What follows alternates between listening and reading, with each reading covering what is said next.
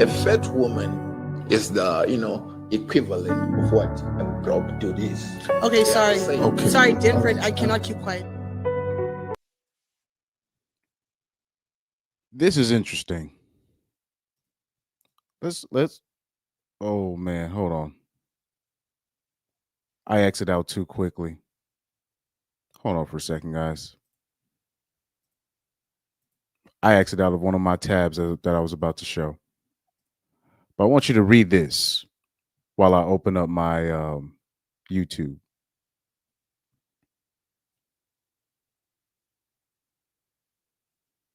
And somebody owes me an apology.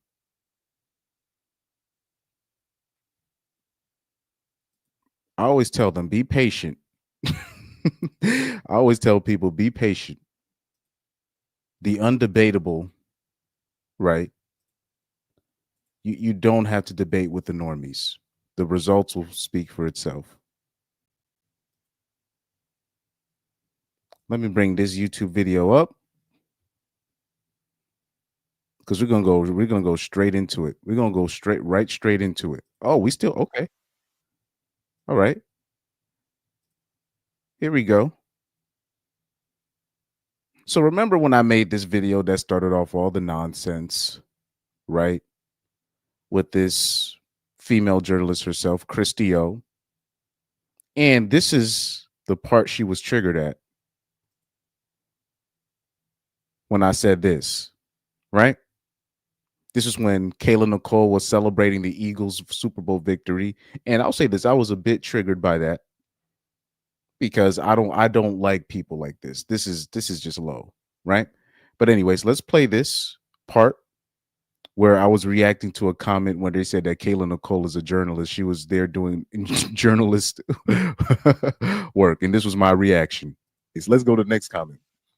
Minka Perry says she is a journalist with a degree from Pepperdine University. Put some respect on. Oh my God. Somebody says she's a reporter, yes, but the vibes is always giving bitter. Exactly. First, why people are saying she's a journalist or a reporter? This bitch ain't no journalist. She's a hoe. Why are we giving these titles to people that this bitch, she ain't no journalist? Oh yeah, what y'all niggas gonna tell me? Y'all niggas gonna tell me Taylor Rooks is a journalist? Now I might have been wrong about the Taylor Rooks situation, but let's keep it plain. This is what I was saying. This is what triggered the female journalist to want to quote unquote debate me or talk about this.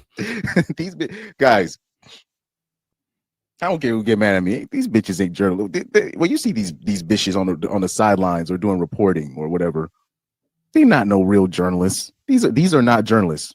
Hold on for a second. Let me show y'all something. Let me show y'all something. I knew when I saved this photo, this was going to come in handy. So that's what triggered the whole thing. And now I want you to look at the comments by her. This is how I knew this was even about me talking about female journalists in general. She was just mad that I called out Kayla for being a loser. And there's a lot of BWs that live vicariously through Kayla.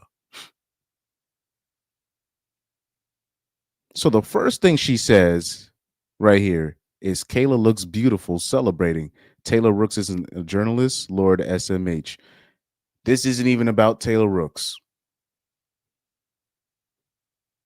This is not even about Taylor Rooks. And for her to say Kayla looks beautiful, I replied back. I said, I didn't say Kayla was ugly. I just said she was a loser. Regarding Taylor Rooks, I think she gets down the same way Joy Taylor gets down, if you catch my drift. And when you look at her next reply, she says, no, I never said that you called her ugly. I'm just stating that she looks beautiful. This is my first time seeing her celebrate. I'm usually on the IAA pod, but Taylor does a great job with one-on-one interviews. So most of her next response is just her talking about how beautiful Taylor looks, how beautiful, what's her name? Kayla Nicole looks. Now, it's just interesting how you're just talking about the beauty of Kayla, but not Taylor. And that's the main part of her responses. So that's where I was just like, this is where I came to the conclusion. It was like, oh, you're just mad that I'm talking about Kayla. So this is where I stay on topic. I would say, come on now, you know why she was celebrating. And isn't it her job as a journalist to stay neutral anyways? She comes back and says, I'm confused. She looks beautiful in that clip. That's my straightforward, direct statement. Now, she says that again, and I'm like, and I told her twice already, this has nothing to do with her looks. Then in her reply video, when she's talking about me, how I responded to Kayla to the situation, now she makes a reply video saying that I said that beautiful journalists can't, or beautiful women can't be journalists. And I'm just sitting there just like, do women even listen? I'm like, do you I'm like, are these people slow in the head? This is why I refuse to debate her, because I'm talking about her character. I'm not even talking about her looks. I'm saying Kayla Nicole was wrong for what she did, right? Her actions. And here she is replying back to me. No, she looks beautiful. This ain't about looks. This is about her actions. But I guess her point, I think in her mind, she thinks that I'm hating on Kayla Nicole because of her alleged beauty. I'm like, this bitch is missing the point. You're completely missing the point. But it's interesting how at the end of the day, I get proven right. When something like this exists, Kayla Nicole is leveling up. She says she's done with ball players. Now she has her eyes set on their bosses. And just for that to be a headline alone, that's enough vindication for me. But anyway, before we even get into that, and we dive into Kayla Nicole, Joy Taylor, and people of that ilk, let's talk about Dr. Cheyenne Bryant, right? So now it's basically pretty much out there. Shout out to Corey Holcomb for putting it out there first, that Dr. Cheyenne Bryant is a carpet muncher. But apparently there's another update to this. Shout out to O'Shea Duke Jackson. Let's watch this video. We're going to put it a little bit faster, fair use. Y'all let this woman sit on the internet and tell y'all how you should present yourself as a woman to a man, to get a man and keep a man. Woo! Oh yeah, low vibrational this, high functioning this, right? Remember those terms? High functioning man, low value man, right? Mind you, these are terms that you use for like autistic people or people with certain mental deficiencies. So that's what you actually use those terms for. But they'll believe anything from a woman that claims that she is a doctor or claims that she has a degree. Right? And most people, like I said, even the dudes, they'll let her get away with what she's saying because they're attracted to her. But that's the nature of many men. Shout out to Corey Holcomb for being one of the few people with balls to call her out on her scam artistry. Ooh. Dr. Cheyenne Bryant indeed is a Black love coach, typically holding Black men accountable for their misgivings in relationships with women. We often hear her castigating people such as Nick Cannon or Cam Newton for having all of these kids out of wedlock. But recently, she's come under some scandal for allegedly her own sexuality. Damn. Cheyenne Bryant's whole persona or platform is about Black men's, inability in their actions. And basically, one of her big things was she was looking for a husband. But now it's being revealed that she is a lesbian, right? And for all the adage, women are always talking about men on the internet bashing Black women because they're down low or gay, go be with a man. But here y'all are doing something very similar. Shout out to Leo Grandparent Zero on TikTok.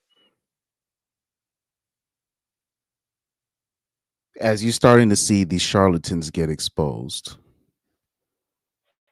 Dr. Cheyenne Bryant in particular, right? That was one of my best work when I did that live stream on her. That was one of my proudest work. Okay.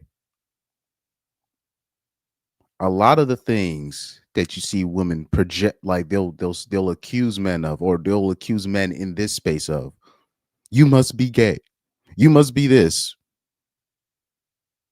If you're a man over 30 with no kids and something's wrong, no, something's wrong with them. It's all projection, all of it. You're over 30 or you're over 35. Oh, you must be. No, they're talking about themselves. They're projecting. Everything is a projection. But what I like about this video that I'm about to show you, it's not necessarily that Dr. Cheyenne Bryant is gay, but she's not like a real, like an actual gay woman per se. She's gay by default. Meaning she done been passed around so many times that she's just decided, okay, I can't mess with men no more because nobody's willing to put a ring on it. I'm gonna just be alphabet. There's a lot of women that do that. There's a lot of women that do that. So this is where this video is gonna take this turn. TikTok. He said something that I've never heard before, and that is, whenever you're a man and you have a critical assessment of what women, in particular Black women, do, they tell you to go ahead and be with a man. I mean, we've all heard this with Kevin Samuels. If you hold Black women accountable, then all of a sudden you don't like not just Black women, really any woman. They're gonna call you gay. That's not just Black women. Just to let you guys know, like women, you're gay. But now, at the same particular time, when it's Dr. Cheyenne Bryant going through this, they don't have that smoke, because this is what they're saying. Dr. Cheyenne Bryant is a lesbian? Allegedly, Dr. Bryant is a lesbian, and it was her girlfriend who got her on the podcast with Cam Newton, right? I just want to know, why does this matter? Man, woman, whoever she sleep with at night, why does that matter? The stuff she talk about is basic common sense. It's logic. It doesn't matter who she lay with at night. The stuff that she's saying, it ain't the first time we ever heard it. Now, this lady is saying, listen, it doesn't really matter that Cheyenne Bryant is gay. What really matters? Yeah, there were a lot of women making excuses. This is the thing. When Corey Holcomb first called her out on her carpet munchery, right? They would just say, "Oh, this," because you know how they do Corey Holcomb. Oh, he's just a ninja comedian, a ninja comic. Oh, he don't know nothing, and he right. Then once it's revealed, once those photos on IG came out, and those stories kind of self-told on herself. And even before that, people already did the research on Dr. Cheyenne Bryant that was proving Corey's right. They're never going to say a guy like Corey is right, or a guy like Chris Mike, right? Me is right. They're just going to just double down and just be like, well, what's the problem? Right? Same thing with, with the Andrew Wilson fanboys. You could literally show them, okay, this is what was being said about him. This is the truth. This is his personal life. They first call you a liar, right? And then once you show them the proof, when you literally show the video of Andrew Wilson's wife saying, I have 5 kids and 3 baby daddies in total, right? Then the next thing to do is, they don't say that, oh, my bad, you were right, I didn't know, I just wanted to have faith in my boy. Nope, that's not the next thing they say. The next thing they say, the next thing they do is they cope. Oh, well, at the end of the day, what's so wrong with being a stepfather?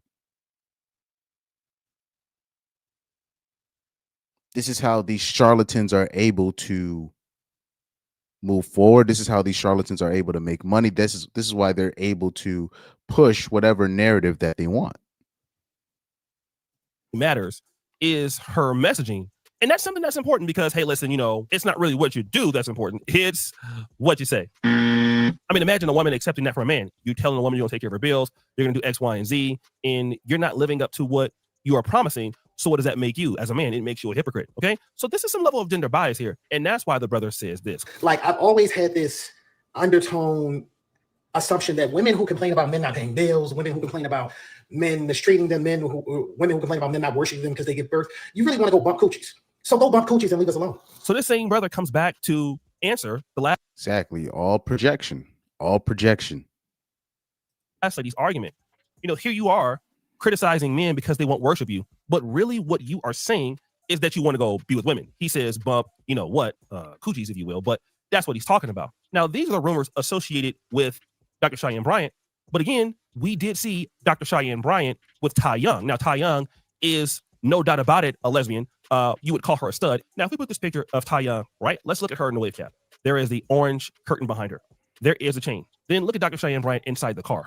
She has, I think that's like pink or purple fingernails. She's holding the same chain. If you put, And there was more proof way before these pictures even came out about her being part of the carpet munching club.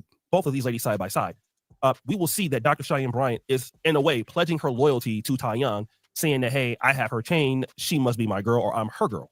That's what it's saying. But at the same time, this isn't over, because this came out a few weeks ago. Tasha K came out and said this. I heard that there were multiple men that passed her around. And as beautiful and as educated as she is, not one married her. But she claimed she was engaged. Not one. It's called being gay by default. Woo! So now, GAY by default. And what's interesting is when certain women are beefing, this is where I sometimes pay attention, because this is when the truth comes out. So Tasha K, she has a personal problem with people like a Dr. Cheyenne Bryant, because a lot of the things that they accuse Tasha K of is actually, that's what Dr. Cheyenne Bryant is. And particularly dark-skinned, aggressive women like Tasha K, whatever stereotypes that come with people like a Tasha K,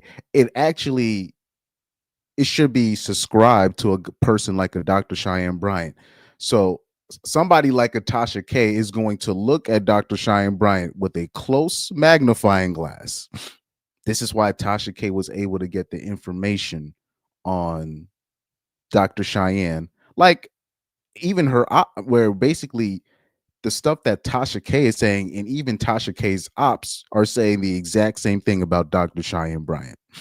So that's how you know these are facts.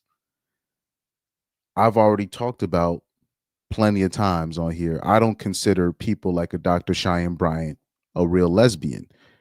She is the lesbian by default. And we talk about women like her. There's plenty of women like her. They've been passed around so many times, or they just never been able to get a guy to really commit to them. So they become gay by default. Now, I never said gay by default, but they just become gay because they have no other options. And the men that they want, like I'm talking about the men that they want, or the men that they've willingly got passed around by, don't want to take them seriously. And they want nothing to do with the average man. So what do? They go carpet. they join CMC, right? we're hearing something that's interesting. So if Dr. Cheyenne Bryant is going this way, let's assume that she is gay. She's not gay because she's always loved women. No, she's gay by default. And what does Tasha K mean by gay by default? Because if you're going to be gay, be gay. Don't be gay by default because a man refused to marry you because you're damaged goods. She says, if you want to be gay, but don't be gay because you are damaged goods. Woo! Nobody wants you.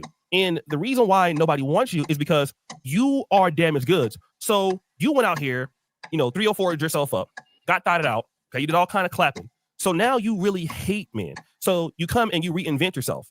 And as you reinvent yourself, you get yourself on Cam Newton's podcast because it's Ty Young. And then you go on there trying to tag Cam Newton.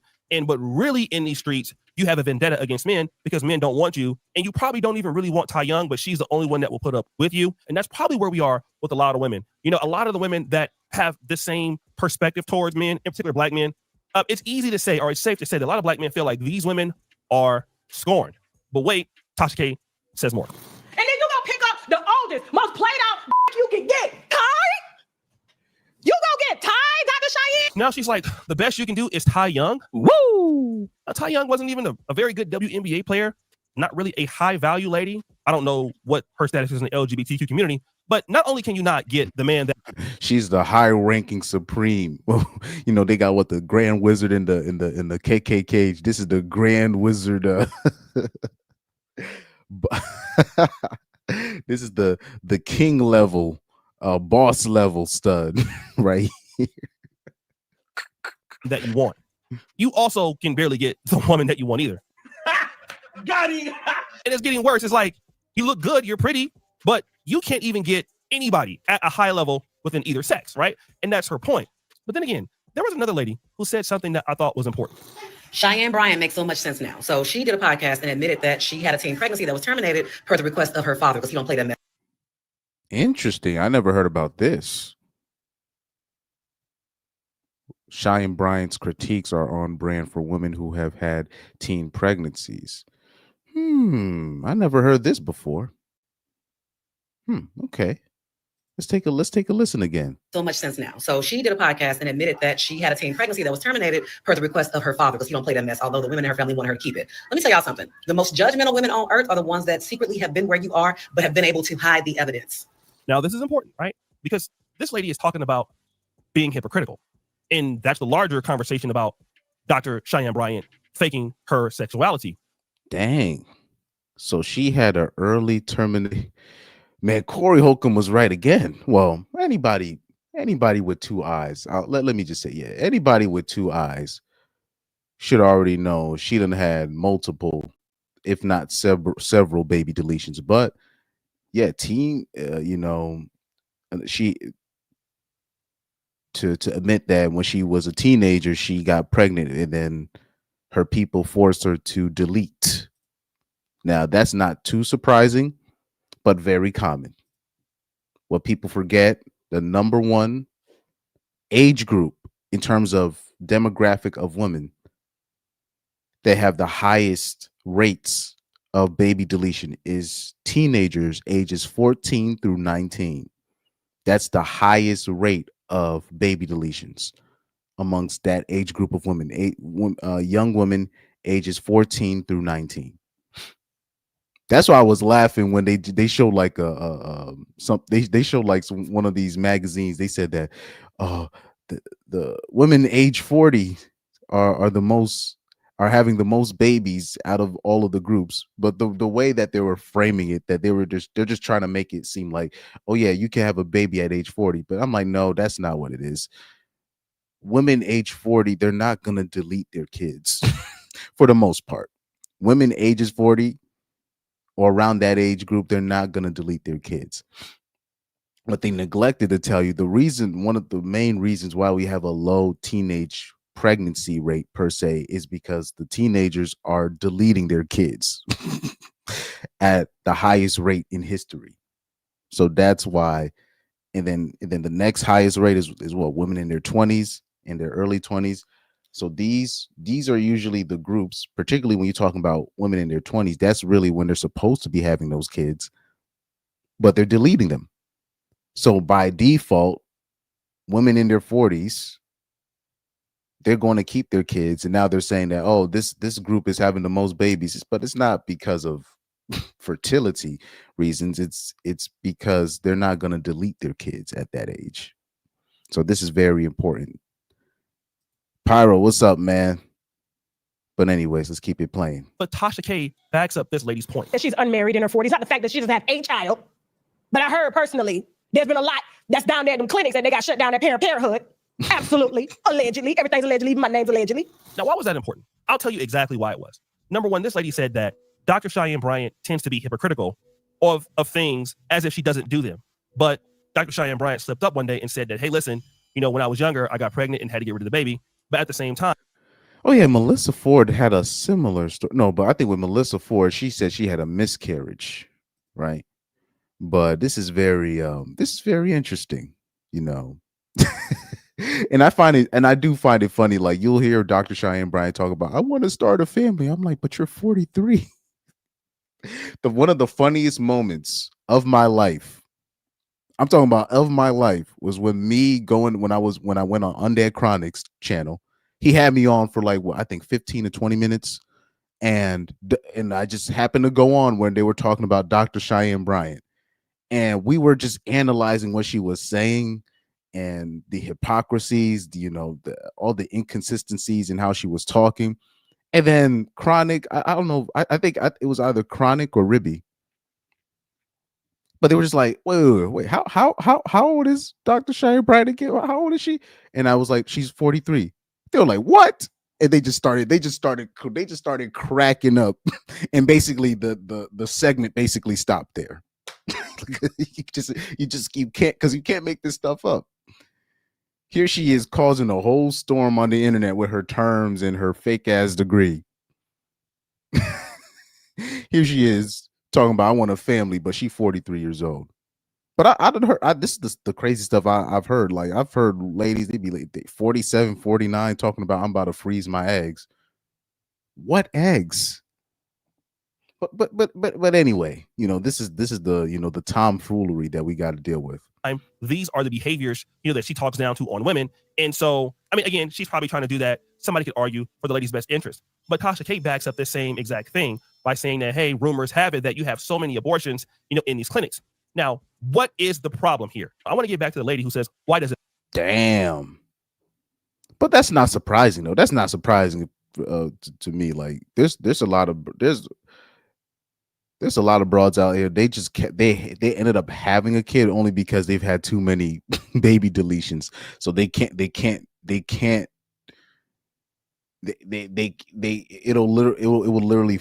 will harm their life if they delete another kid. That's why they'll keep a certain amount of kids, but then delete the rest. The matter. Well, okay, first of all, if a person is trying to talk about something and they're not living up to it, for an example, in this case, one of the people said her sexuality, why does it matter? Well, number one, I'll tell you why it matters. Cheyenne Bryant identifies as a person who's heterosexual. She will not openly claim that she is homosexual. If Dr. Cheyenne Bryant will come out and tell the world that she's gay, then okay, it's hard for people to call her a hypocrite, but she's not doing that. Hold on, where's my sound bite? Where's my sound bite? Here we go. I think this is it. Why are you gay? Who says I'm gay? You are gay. She thinks she's a man, but she does not have the equipment to be a man. Here we go. Cheyenne Bryant allegedly is in a gay relationship, but at the same time telling the rest of the world that she's not gay. And then according to Tasha K, you're gay by default, not by choice, because you've went this way, because you've had so many bad problems with men. Yet at the same time, this person claims to be a relationship expert who could be, at all accounts, acting in bad faith towards her clients. People are not dealing with this part, but that's what the lady who's talking about she's hypocritical. The situation is bigger than Dr. Cheyenne Bryant lying about her sexuality. The situation is dealing with really Dr. Cheyenne Bryant not telling the truth about anything, okay? That's what the problem is. And so can you trust anything that she's talking about? Because why? The link is this. If she will lie about her sexuality, she will lie about anything. She will lie to clients. She will lie on podcasts. And so the information that she's putting out there cannot be trusted. She's already allegedly lied about her academic credentials, right? So then she's willing to lie about her sexuality. She's willing to put down people, the same exact people that she's also had those same experiences, and these things slip out. Dr. Cheyenne Bryant, according to these people, would be considered a fraud, and you just can't trust her. But this is... Well, it's sad that you have to explain this to the normies, but like I said, most women will buy anything that you're selling. If it caters to their ego, if you're saying man bad, woman good, they'll buy it. They won't do their proper research. That's a very, particularly if you're talking about BWs, that's a very easy demographic of group to propagandize. So that's what she did. Shout out to her hustle. And mind you, it's usually men that will come out in front and be like, ladies, please don't take this advice. But they don't listen, right? But anywho,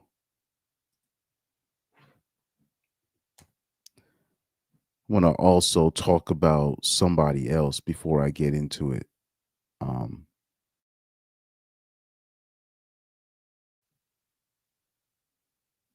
Let me see if I can. Oh, hold on. Let me save this story. See, I got my Twitter tab on another tab. I can't share that only because Twitter's wild. Twitter is wild. I do not. Yeah, Twitter's wild. So before I even show you my Twitter tabs, I'm always gonna preview it before I share it. But anyways, let's search up Dr. Cheyenne Bryant on Twitter.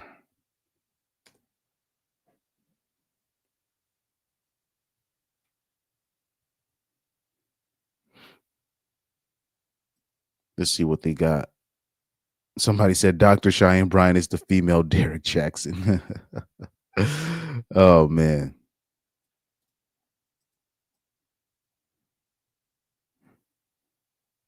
But yeah, she is, Dr. Cheyenne Bryant, she is what she is. I mean, I remember because Corey clocked her, like, I'm talking about years ago. And when I say years ago, I'm talking about I think damn near a decade ago. Now that I'm thinking back, I think, yeah, almost a decade ago. And anytime, because anytime that Corey would have Zoe Williams on his show, he would bring up this broad as an example. It was, yeah, man. Interesting times. But anywho, let's go in. Let's do another segment here.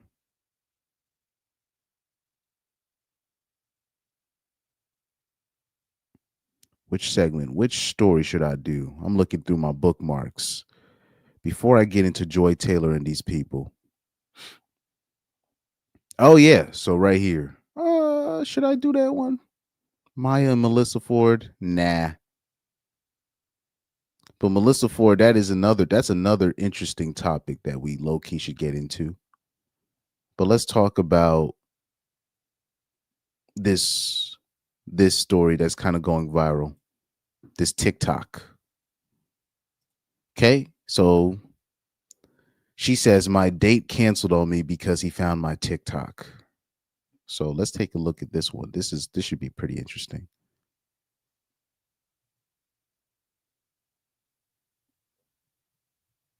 Wait, so Pyro's saying something in the chat. He said, Chris, nurses are not professional anymore.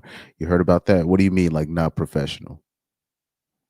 What do you mean by that? He said, and the other thing is women always pick the worst person to hear out and learn from. Yeah, they need guidance. They'll never say this, but any real man should know. Like most hoes, they need a shepherd. They need guidance. They need somebody to just like to really tell them what to do. And you'll hear women say this, but unfortunately, they still want to be the boss, even though but at the same time, they want somebody to tell them what to do. So it's kind of a catch-22 that they put themselves in.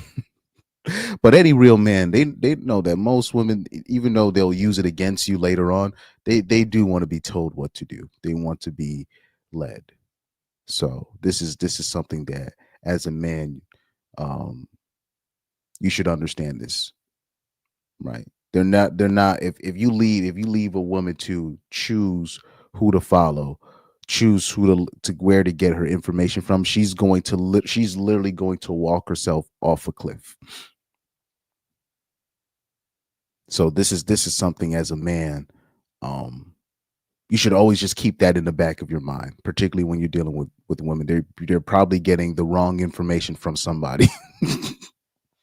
they got the wrong, they already coming up to you with the wrong programming, the wrong information. It's going to be rare that you run across a woman that has the right programming, the right mindset.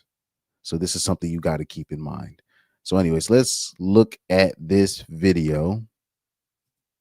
Shout out to this broad right here. What's the best way to review it? Might be this way. There we go. But anyways, fair use. My date just canceled on me tonight because he found my TikTok. And that's really, really unfortunate because this is like the first time where social media has been like a detriment. Not a detriment, but has like negatively harmed me. And it really sucks because obviously, social media isn't always real. And a lot of my videos I'm putting on a personality. Like I make videos to entertain. By no means is that who I am as a person. And I mean, to be fair, I respect. Interesting. But anyways, that's what I've been trying to tell you. A lot of these broads, they be scamming other broads on the TikTok as well. Fact that he was like, you know, just not my taste. But yeah, it really sucks because like we had great conversation and I was like actually like really, really looking forward to it. Yeah, it sucks. It's the downside of doing social media is, you know, everything you post is going to be under scrutiny and a microscope, and it's not going to be everyone's cup of tea. And I think it's really hard for me because I feel so much pressure to be perfect and to be like that, you know, girl that has a perfect life and, you know, everything's so cutesy and just in order. And it's moments like these where I feel like, oh shit, like they're right, like I'm embarrassing or like I'm cringy or, you know, no one would ever want me. And it's like it sucks because you've found my social media first before actually getting to know me.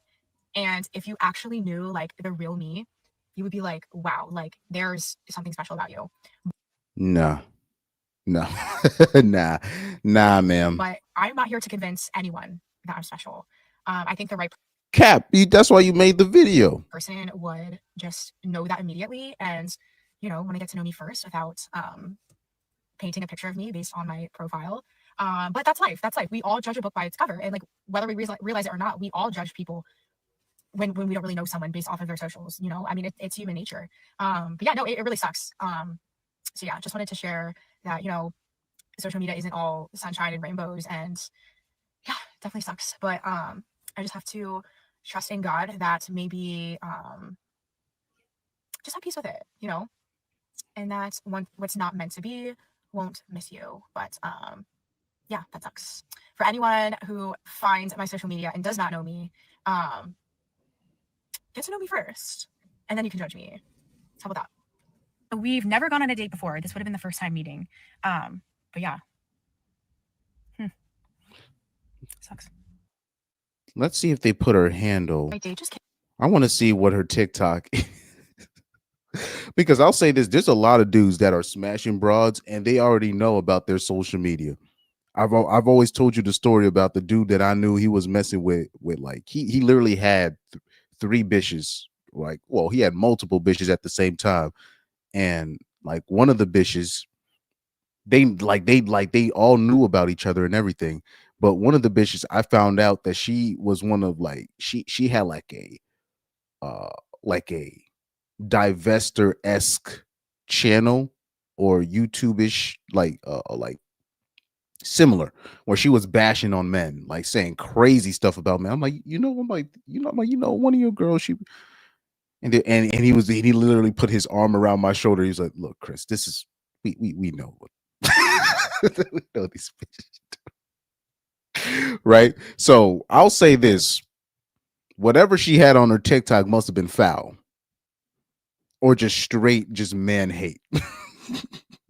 It must have been straight man hate. Let's see if so somebody has her TikTok handle. I want to see. It's because never mind. Let me actually just go on TikTok.com and then just search the caption and it will pop up. Okay, so give me a second here, guys. We gonna find her username. It says my date canceled. Canceled.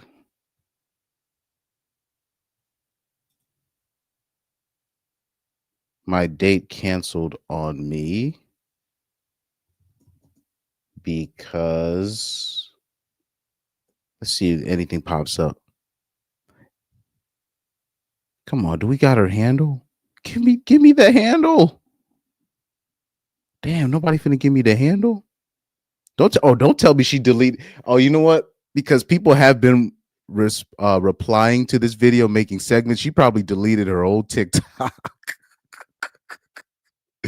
Because at the end of the day, I don't care. Yeah, it looks like you know what that means? That means she deleted her TikTok. That means she deleted. I'm looking at the tab. Her video should have already been like the top like thing, but I can't find it. Let me see. Okay, so somebody has her username right here. date just canceled on me tonight.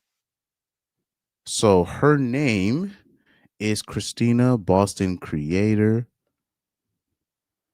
Let's see.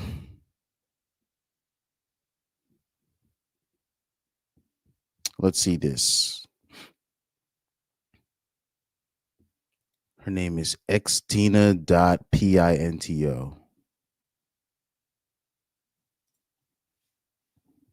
Let's open up another TikTok tab. Xtina.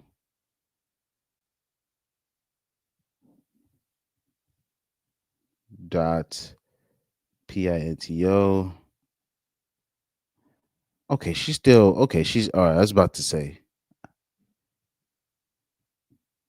So this is her. She probably deleted the video. So that's what she did. She probably deleted the video.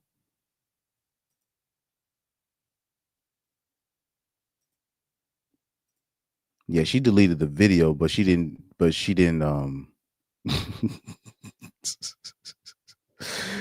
Oh man. She did make some changes to her. She made a lot of changes to her bio. I don't know. Maybe this is not the same account, but this looks like this looks like her account. This looks like her account.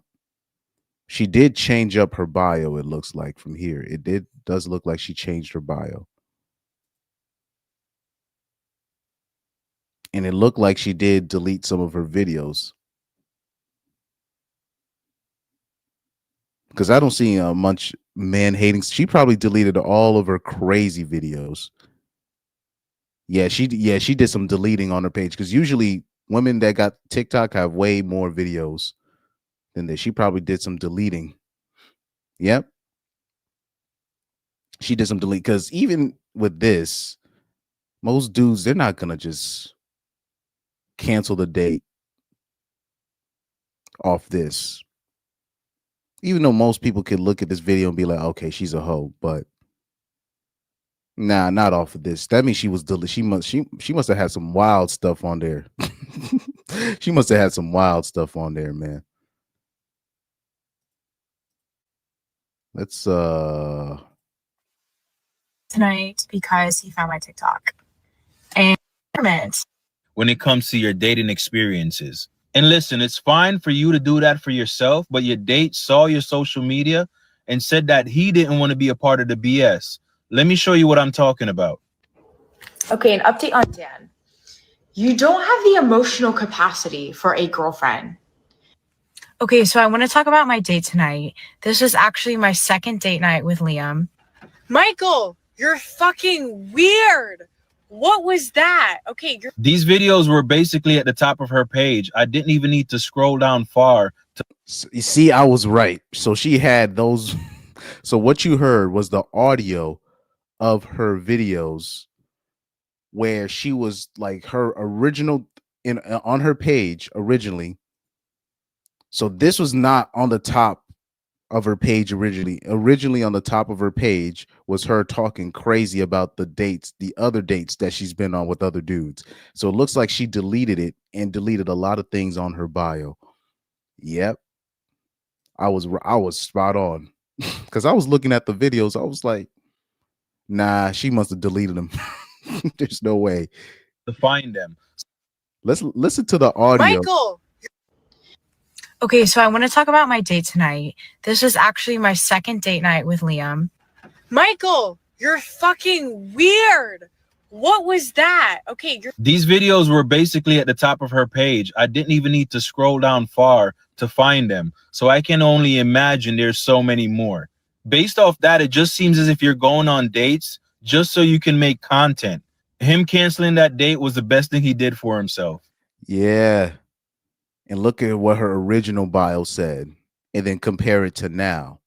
Now all of a sudden, no bio yet. Oh, so her page is under reconstruction. She going the Kayla Nicole route.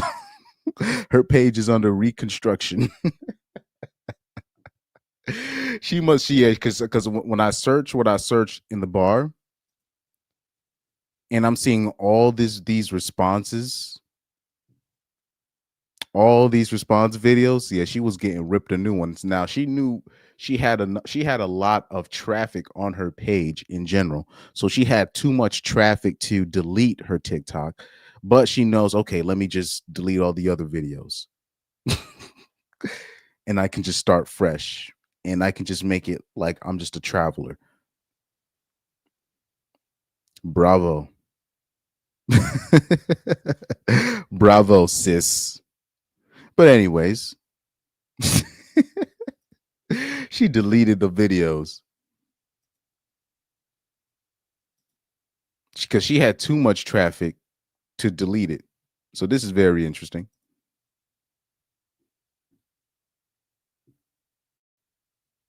But anyways, let's look at some of the comments.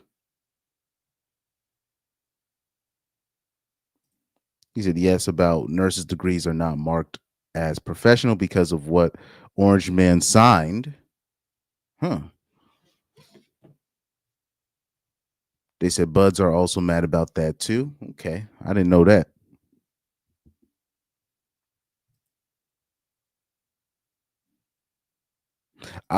So that was the videos that was the video that you were trying to share to me on Instagram.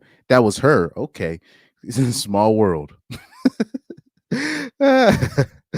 Oh man, because I was just looking at that page. I was like, so where are these videos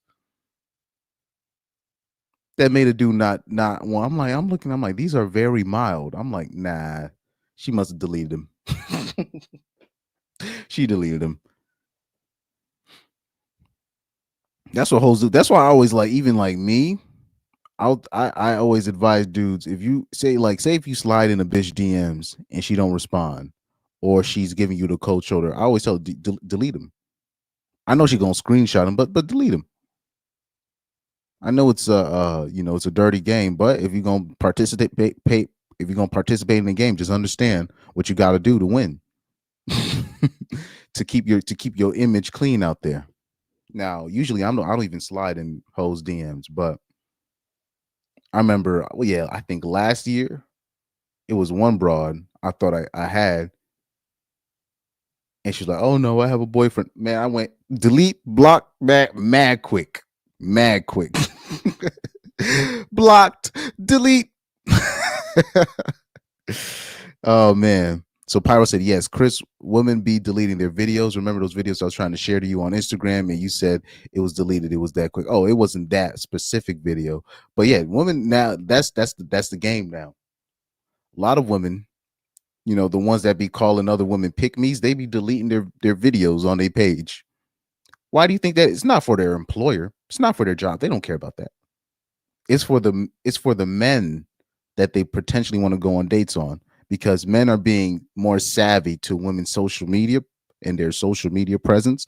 So they're checking on their social media to see, okay, what's this bitch on? And it's not necessarily just the traveling, but it's the man bashing, them talking about I went on 99 dates in 100 days and stuff like that, right? Those are the kind of videos that they're deleting. So yeah, everybody's going the Kayla Nicole route, right? But anyway, since we do got more people in the chat, let's start in back on. Let's go in on what I started on, right? So let's take a look at this right here. Okay. This is what made headlines, right? TMZ, right? TMZ recorded this part of the podcast, Boyfriend Material with Harry Jowsey. Kayla Nicole was a guest, I think. Oh no, yeah, this is his show. Kayla Nicole says here, she says she is leveling up. She says she's done with the ball players and now she has her eyes set on their bosses. Let's take a listen. Imagine somebody just proving me right, year in and year out, about how much of a loser somebody like this is. Are you clumsy? Look at me. I'm 6'5". I can barely walk in a straight line. You are pretty tall here. I didn't know that you were so tall. Yeah. Sorry. Did you ever play sports? Yeah. I did. What sports did you play? Scuba diving. No, I played rugby. Rugby. Oh, okay. Yeah. That's like a tough guy actually, sport. I own the LA rugby team. I'm going to go film off this. Yeah. Excuse me, you what? I own the LA team. Or part owner in the LA rugby team. That's nice. Yeah, it happens. Do you have owner friends? I keep saying I don't want to date any more athletes, but I'm down to date the owners of the teams. Here we go. Let's replay that again. The owners of the teams. Here we Here we go. Friends, I keep saying I don't want to date any more athletes, but I'm down to date the owners of the teams. Here- Friends, I keep saying I don't want to date any more athletes, but I'm down to date the owners of the teams. Friends, I keep saying I don't want to date any more athletes, but I'm down to date the owners of the teams. Here we go. Oh, you again? Got it. Right, Yeah. right. Okay, all right. Yeah. Yeah. Yeah, but yeah. Also, and 20 other women. You seem like you come with a lot. I'm not gonna lie. Yeah.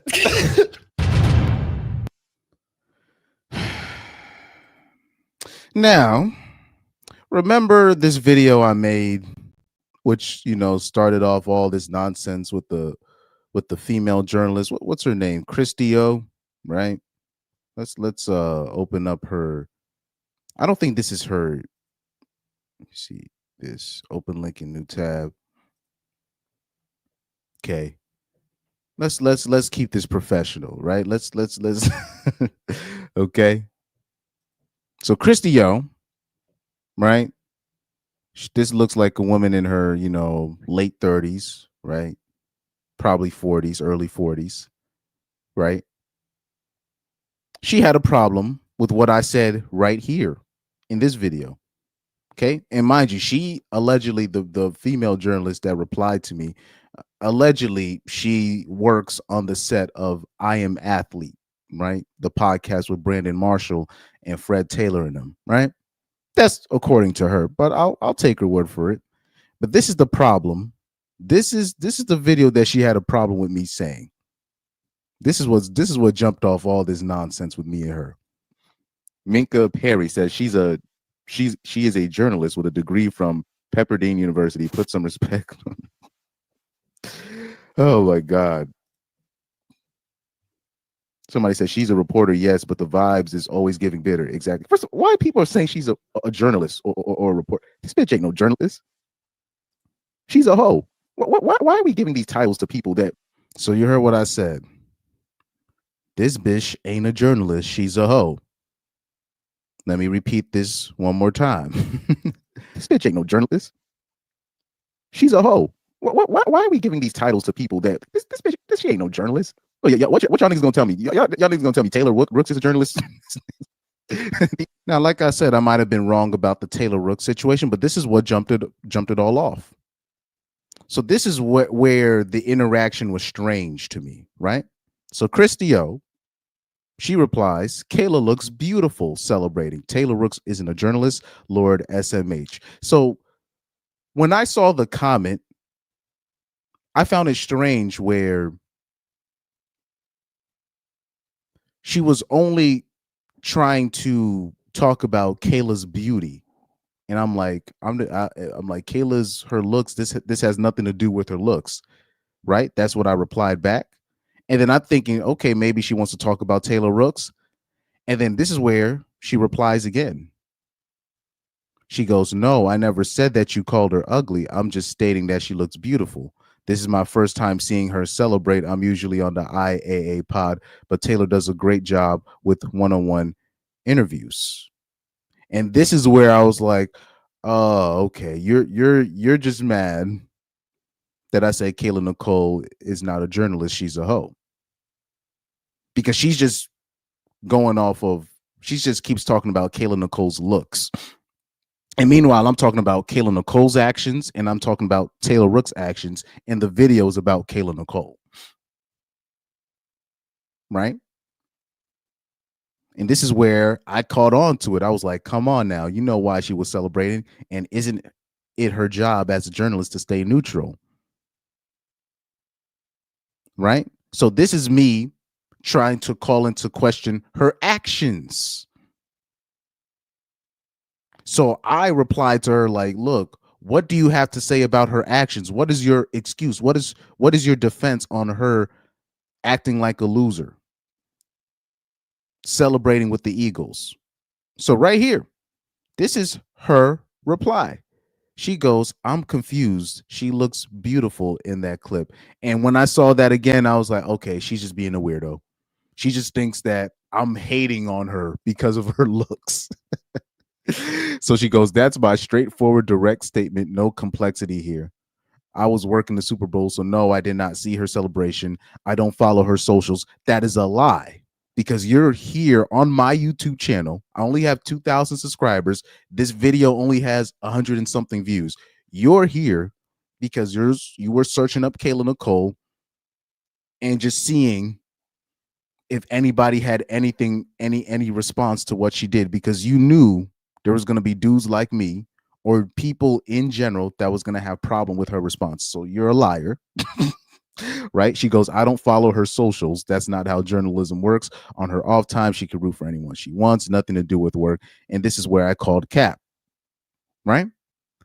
And then after I made that video, right, she proceeds, because she has a separate sports channel, right? If I can bring it up. Best Dame Sports Podcast. If I can bring up her sports channel. And then this is where she ended up dropping. I don't know, because she has another separate channel. But yeah, it might be too much to bring it up. Or is it this? Let me see. Yeah, it's on a separate channel. But anyways, then she ended up making a video saying that I said that beautiful women can't be journalists. No, I said a lot of these hoes are out here, they ain't real journalists, but particularly Kayla Nicole, she's not a journalist. I was very specific. So now looking back, when I'm watching that video, I'm like, oh, I didn't even say women. I was just talking about Kayla Nicole. Because all I said was, man, these hoes out here, they ain't real journalists. But specifically, I was talking about Kayla Nicole. And lo and behold, how do you defend this? She is a professional clout chaser. She is willing to attach to any person, particularly any white dude with clout, so she can level herself up. That's her game. Now, when you watch something like this, how do you say I'm wrong? What? I'm in the LA team. A part owner in the LA rugby team. That's nice. Yeah, it happens. Do you have owner friends? I keep saying I don't want to date any more athletes, but I'm down to date the owners of the teams. I don't want to date any more athletes, but I'm down to date the owners of the teams. Here we go. So, and also I've also said this as well. This is how broads think. They're very they think they're settling, right? So she thinks she's settling by going after the quote unquote owners or the bosses. Ma'am, there are only 32 owners. There's only a specific amount of owners. You think athletes are rare? There's only a small amount of just owners in general. The only owner that you gonna get is the guy that's interviewing you right now. He said he's a part owner of a rugby team in Los Angeles. So you already know he's broke. So have fun with that. You know what I She's going to try to do that and try to see if he knows any other bigger owners. And then she's going to try to attach herself to those people. Now, everything that I'm describing about her and how Kayla Nicole is describing herself in her dating life, that doesn't sound like a journalist to me. This does not sound like a journalist.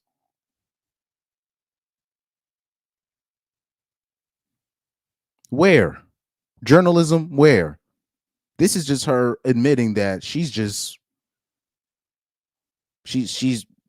trying to level up. Openly saying, I'm just trying to level up. I'm done with the ball players. I'm looking at their bosses.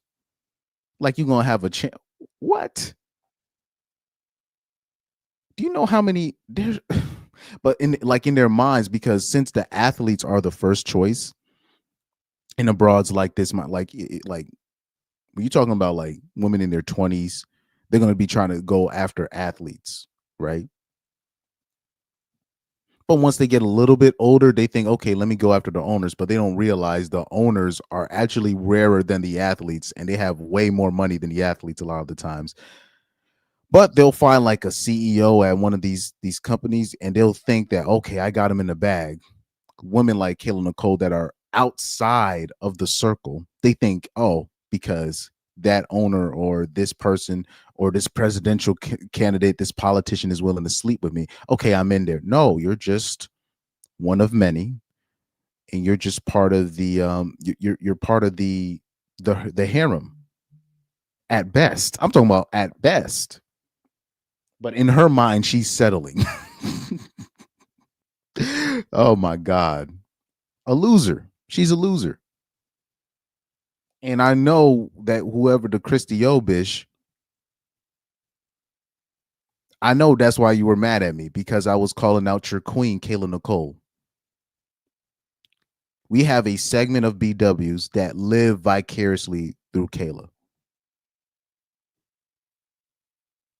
because of her, how she dates. When she was with Travis Kelce, that was goals for a lot of BWs, right? And that's why when the breakup happened and Taylor Swift ended up being with Travis, that's why they ended up like, you had all these Kayla Nicole fans per se attacking Taylor Swift for no reason, right? And they don't understand what Travis Kelce did. That was a political move. Kayla Nicole was never good for Travis Kelce's brand. Just the fact that Travis Kelce held her down for that as long as he did, for the 3 to 4 years that they were together, I was surprised, because Kayla Nicole was always bad for Travis Kelce's brand. That's why Travis ended up having to move on. And the final straw, in my opinion, was when Kayla Nicole responded the way that she did to Cam Newton, calling him boy and all this nonsense.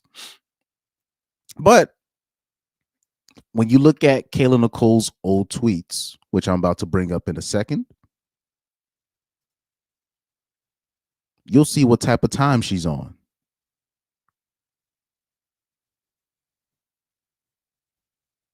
Let's see though if I can bring it up on Instagram first, because this is the type of, like, Kayla Nicole. It's not like that she's just like, she, like, in my opinion, and I've never used this term on this show. I've never used this term on the show, mind you. But Kayla Nicole, she's like an actual bedwench, right? And like I said, I've never used that term on this show, but she's a bedwench, right? Like, she's a proud bedwench. But when you look at these tweets that I'm about to show, let me see if I can bring it up. She's exactly who I thought she was. But a lot of BWs, they will hold her up in the air. It's wow. But anyways, let me see if I can. I'm trying to find. Yes, this is it right here. So let's share this. So remember when she had to write that apology, right? Okay, copy link. Boom. So remember that apology that she had to write when she deleted her Twitter? And the reason why she had to delete her Twitter, because too many people kept bringing up her old tweets. And you will see that Mrs. Black Girl Rocks herself is actually very anti-Black woman. It's like, it's not like she's not only is she like racist, but she's like racist towards her own people. Her own demographic, the ones that lift her up in the air. But I want to show you just a little taste of the tweets that she was writing. Let me show you just a little bit of a taste. She goes, I'm gonna need Black people to stop trying to pull the Black card all the time and modernize themselves to all their available opportunities. She goes, here's another one. She goes, I can hear this Indian girl praying, chanting through the walls. She got 5 more minutes, and I'm going to let her know that Buddha isn't real. Now, like I said, a lot of these tweets, this is when she was in her early 20s. Not in high school, because she's 34 right now. A lot of these tweets, this is from 2014, 2012, 2011, 2010. This is when she was in her 20s, right? 2016, they show some of her tweets from basically before she met Travis Kelce. And some of them are when she was with Travis Kelce. So all that young, oh, she was young and she was dumb. No, I don't want to hear it. Right here, another one. There's always that one obnoxiously loud black girl with the annoying voice. There's always that one. SMH. Right? These are her tweets. This is not Myron Gaines. This isn't Nicholas Fuentes. This isn't this ain't one of these alt-right, Twitter, Indian bot accounts disguising themselves as MAGA. Nope. This is Kayla Nicole's tweets, right? Here's another one. She goes, I love GAY people, but not enough to be my own child. Lo siento.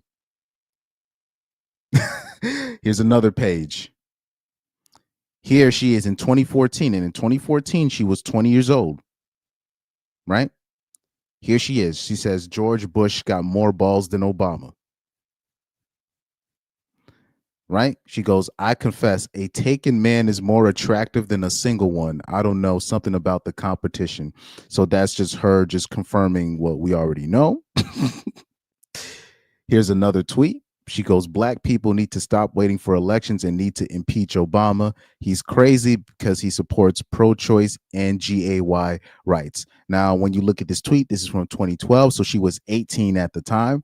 So it's clear to me in her early college years, she was a proud, and she still is, a proud bedwench. This was one of those, this was one of those Black girls when she was younger. She was a Brad/Chad chaser of the East Indian realm, but she's not East Indian. But there is a demographic of Black girls that will act like they're Republican. They'll go that alt-right route so they can secure themselves a Brad, right? Not necessarily a Chad, but a Brad. And they will do things like this. I know a lot of girls like this, where I'm from. So here's another page. She goes, stop saying if Trump wins, you're going to move out the country. You can't even move out your mama house. So obviously this is a tweet targeted at Black people in general, Black men and Black women, right? Not necessarily just liberals, but this is a tweet targeted. She's trying to target Black people with that tweet. Here we have another old tweet of her from this. Okay, so this is from 2010. So this is when she was in high school. She goes, hashtag when was it okay to say the most HOMO things and think that just because you say no HOMO, you're not a F word. So she used the real F word here. This was in 2010. So that's just a taste of some of the tweets that she's had. That's just a taste, right? This is some very interesting stuff. Oh man.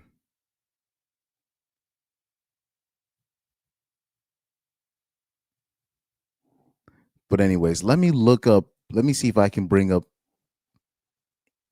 because somebody had screenshot all of her tweets before she deleted her Twitter. So you gotta take a look at this. This is very interesting because she had to deactivate her whole Twitter. So right here, before she deleted her Twitter, somebody screenshotted, they screen recorded all of her old tweets. So let's take a look at some of her old tweets. This is very interesting stuff, man. Just to show you the mentality that she has. And where you're talking about, because it's interesting the way that Black women will go out of their way. They will lift her up in the air. They will, say she's great, she's this, Black excellence, Black girls rocks, right? Dear Black girl, you are still I rise, right? But she doesn't even like black women herself. She doesn't even like herself. These are the things, when we try to warn, particularly BWs, we try to warn women of people like this, right? But they won't listen. But anyways, right here we have somebody named Ethan. They said Kayla Nicole outed as a racist, a thread of all of her questionable old tweets, screenshots before she deletes, right? So let me check Ethan's Twitter account. He might have an easier way of posting these things. He probably has like the just the screenshots in general. Ethan Kamala. Here we go. Kamala's version. Let's see if yeah. So he posted the whole thread, but a lot of these since she deactivated her Twitter account, you can't see all of her old tweets anymore. So let's see if he had just a screenshot instead of just a video. Because I think it's very interesting. We might have to, let's watch this. We might have to watch the screen recording. Yeah, let's watch the screen recording. But I want people to keep track. Here we go. We got the first one. This is from 2010. She goes, "That's why we about to go to the next chair, you dumb fat Mexican hoe. LOL, OMG, I'm heated." Damn.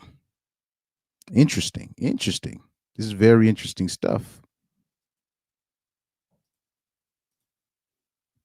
But it's clear now this is, she's a racist. And her tweets are basically outing her as not just a racist, but also a homophobe. All the things that they say that like we are, or the stuff that what they say, these alt-right people are. That's what she is. Because mind you, a lot of these people that do this, they've been exposed as being bot accounts from India. A lot of these accounts they're not even from America. They're just trying to stir up division. And then on top of that, she's doing it here for the fun of it. The Fuentes and Myron Gaines of these people, they're just saying what they're doing that for clicks because they know that's going to trigger people. She's saying it because that's what she feels. She was just doing it that's what she really feels, right? Here we got another tweet of her. She goes, "Nail shop, Asian guy talking about you so pret day." Oh, she's talking. So here we have another tweet of her making fun of Asian people's accents. Wow. But like, that's she's not the only black, woman that be making fun of Asian people's accents. She goes, yep. So that's another tweet right there.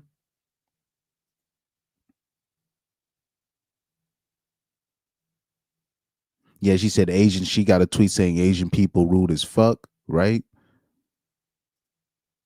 Oh, yeah. So we already saw that tweet about the Indian girl praying, right? Okay, here we got a homophobic tweet here where she uses the F word. We saw that tweet already. Okay. We got another one right here. Here she is replying to somebody. She says, "Don't you ever hit me up talking ish about my Twitter.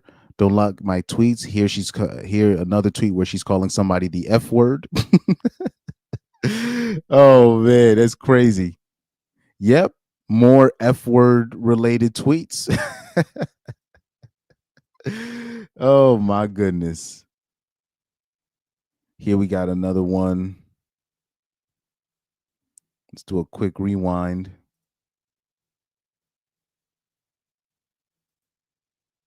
This is interesting stuff, man.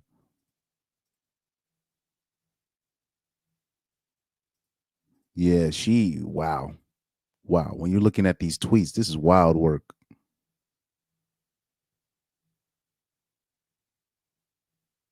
What in the hell? She's talking about when she was getting a massage by an Asian dude. Oh my goodness. Damn. She said, just spent 60 minutes of my life getting my ass beat by some Asian man, rubbed down by his sandpaper hands and his peen in my back. Oh my goodness. She basically just described herself getting a happy ending by an Asian dude at one of these massage spots. Good Lord. Oh my God. Oh my goodness, man. Here she is making fun of Kobe's wife at the time, making fun of her for potentially not having her green card. So here she is making fun of Mexicans, being racist towards Mexicans. Oh yeah, we saw that one. George Bush got more balls than Obama. We seen that one. Right?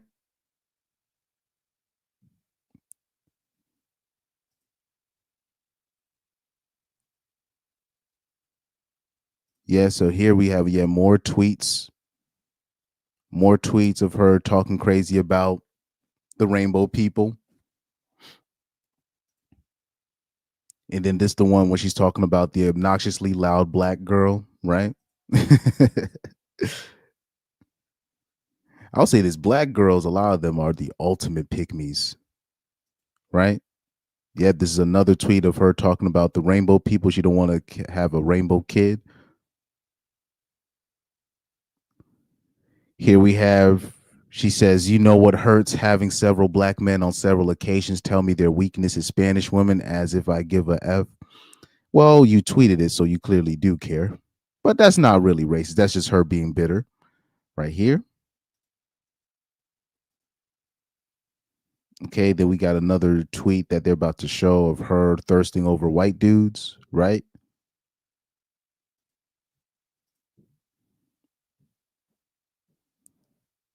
And, you know, this is why I try to keep telling feminists or black women in general, like, be careful of the people you follow. These were probably like the meanest people. Okay, here we go. These were like the meanest people in high school and college. You know what I mean?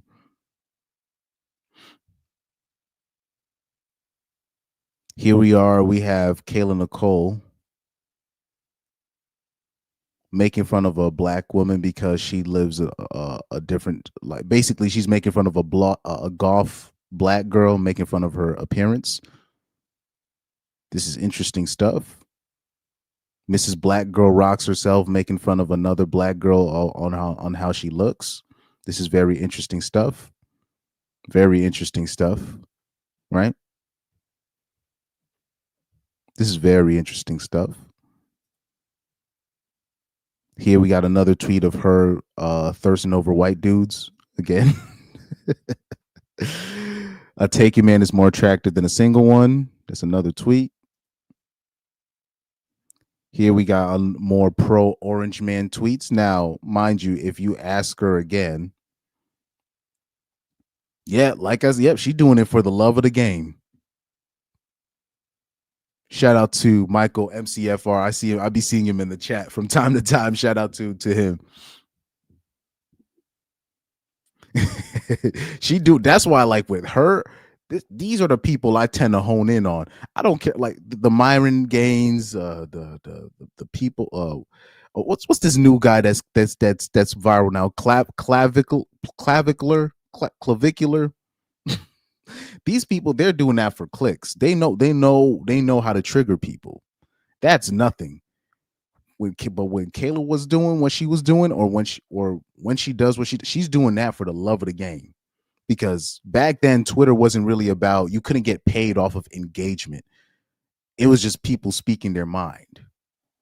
So when you see those old tweets, particularly when you'd have, like, especially when black girls would tag me and they would try to defend Kayla Nicole, the first thing I would tell them, I'll be like, have you seen her old tweets? That would be the first thing I would say. I'd be like, look at her old tweets. She doesn't even like, you think I don't like black women? Or you think Tommy and these people? No, she doesn't like black women, bro. Like she has she has a hatred for herself, and not only for just like, I don't think she likes black people, period. And then when you look at how she moves, especially dating wise, how she likes to monkey branch, how she's trying to pull herself up, trying to level herself up by dating men, sleeping with different men for money. That's shows me everything I need to know about her. But her tweets, when I saw her tweets, especially, when she was dating Travis, I used to look at her old tweets. People would bring it up, and I'll be like, damn, she got problems. Whoa, hold on. What did I just see? I saw something crazy. I just saw something crazy. Hold on. Okay, we seen that.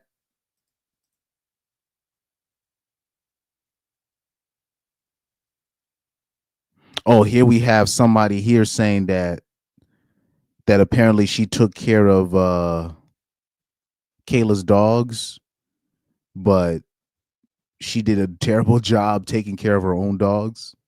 For the dog lovers out there, so she's she ain't good at people, she ain't good at black people, she ain't good at Mexicans, she ain't good at to rainbow people, and she needs to be investigated by PETA.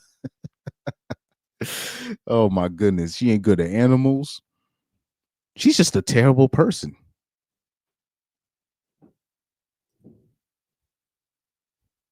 I used to hear about that dog thing with Kayla Nicole though, so that's not a new critique. Oh, that's actually a recent tweet by somebody. Damn. Anyways,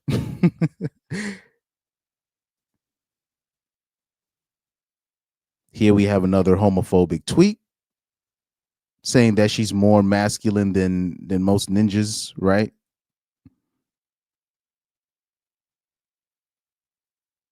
Okay. So shout out to this person that screen recorded all of her tweets before she deleted her Twitter account, man.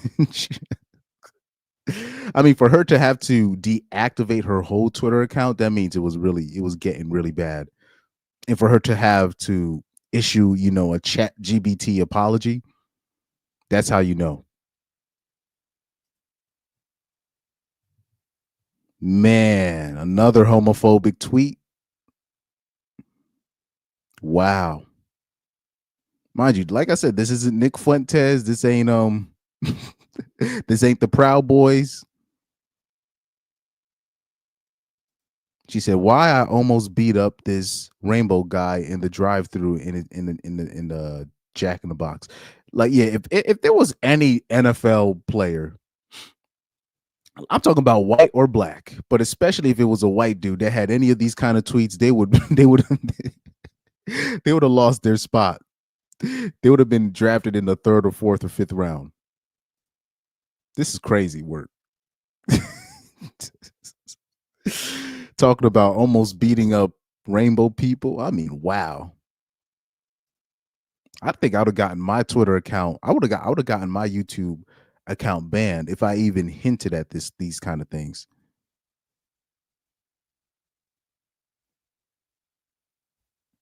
Yeah, more homophobic tweets. I'm looking at this. More homophobic tweets.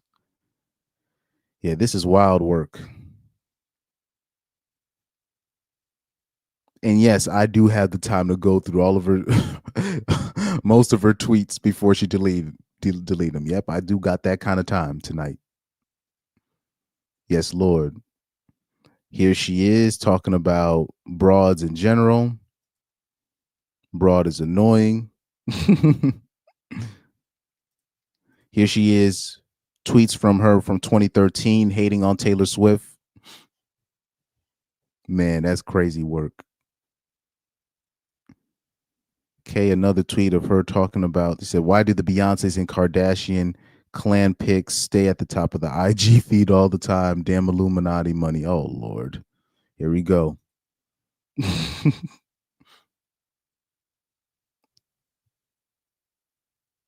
Here we go. She goes, "At Pepperdine in the cafe with my midget human in the." Oh, Lord. Hey, yo, man, this is funny, man. Uh-oh. Here we got some transphobic tweets coming up. Yeah, she, like I said, most of those feminist page, the biggest feminist pages, the biggest, the pro black women pages, when you saw what they were in high school and college, they were one of the mean girls.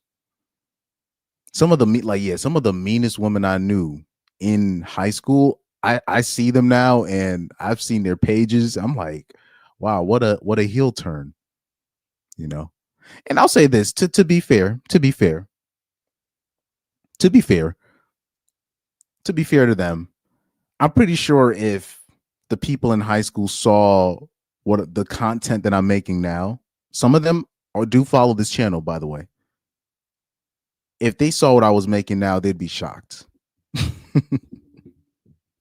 By the way, shout out to my cousin. He watches a lot of my content as well. One of my cousins on my dad's side. He watches a lot of this stuff, but he still ended up with a broad. He got his life together mad quick just off of hard work. But the thing is, when you start making some real money, so he started making some real money, all of a sudden he got a broad now. And he had asked me a question. He's like, man, my girl, she wants, she always trying to FaceTime me. She wants so much of my time. And you know what I told him? I didn't say break up with her and, oh, you need to tell this bitch that. I told him straight up. I said, well, this is what you signed up for. And he had nothing to say after that. He's like, well, you're right. Now, I'll say this, I try to tell people women are their bills, especially in this time, in this economy, women are bills. Just understand that women are going to take up your time. They're going to take up your money. And even if she doesn't take up your money, she's going to take up your time. So understand that going in. Understand that you can't be, especially nowadays. I don't want to hear it. I don't want to hear it. You know what you signed up for.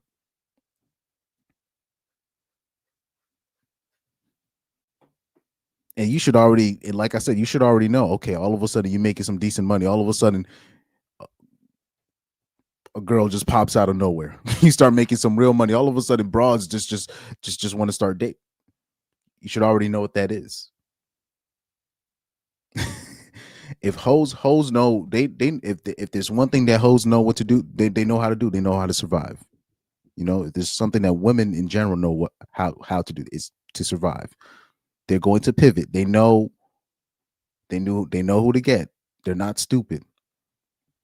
Shout out to Young Doka in the chat. Shout out to Alpha in the chat. He said Joy Taylor is old, so she will say anything to stay relevant. But the reason why I'm highlighting Joy Taylor and Kayla Nicole is not necessarily because they're fake. They were fake sports journalists, but I believe these are evil people. It's not just them about them being, a female journalist or she's a woman, so she does this. I think it's more than that. These are very particularly evil people that got the benefit of the doubt for so long, but particularly when you're talking about Kayla Nicole, Joy Taylor, but they get away with it because of their looks for so long. But as the wall approaches, you see more of their evil nature, come to the forefront. Witches can only hide. Witches can only be in disguise for so long. Their evil nature will eventually, it'll come out, no matter how they look. Okay. Alpha also says black BWs are bad about saying they support the rainbows, but they use rainbows as a slur. Facts. Right? Oh, yeah. Exactly. So she says she hates white women too because of Taylor Swift. Well, yeah, like BWs are always going to be insecure of white women in general, the same way white women are insecure of Asian women. So that's just, they're not like I said, they're not going to admit that. They're going to act like you're crazy, but it's how they act with their looks, the wigs that BWs wear. pretty obvious, right? But same thing with white women. They're very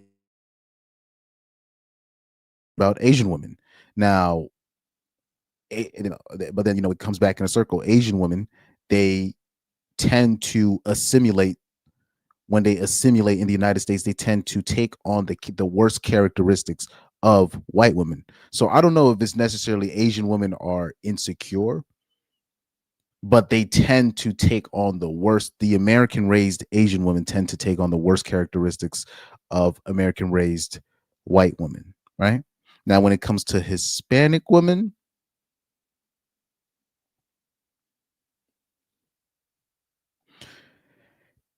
I won't say it's an insecurity, but they're just crazy beings in general.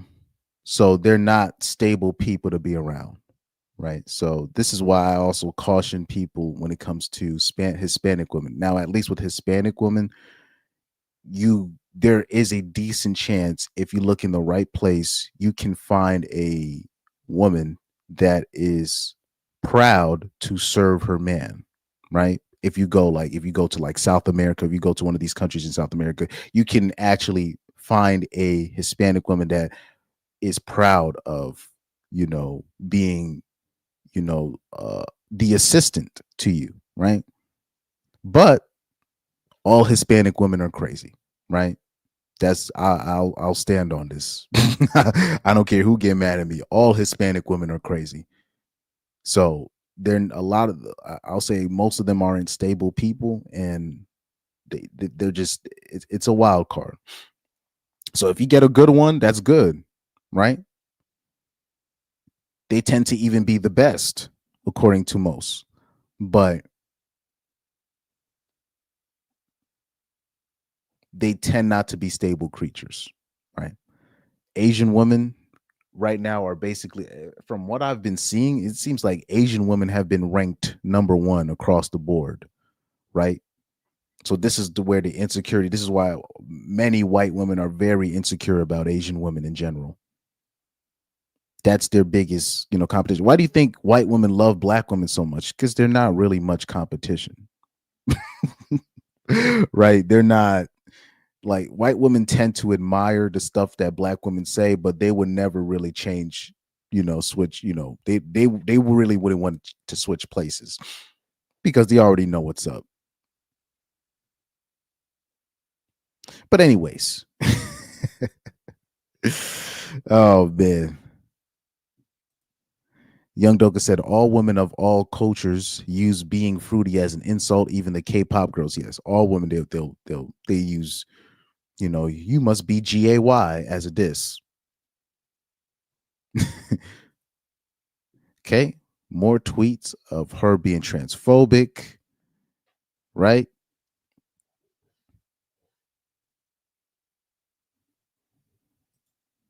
See, I just saw a video of Terry and Chris Creek beating the dog-ish out of 3 Mexicans. Wow.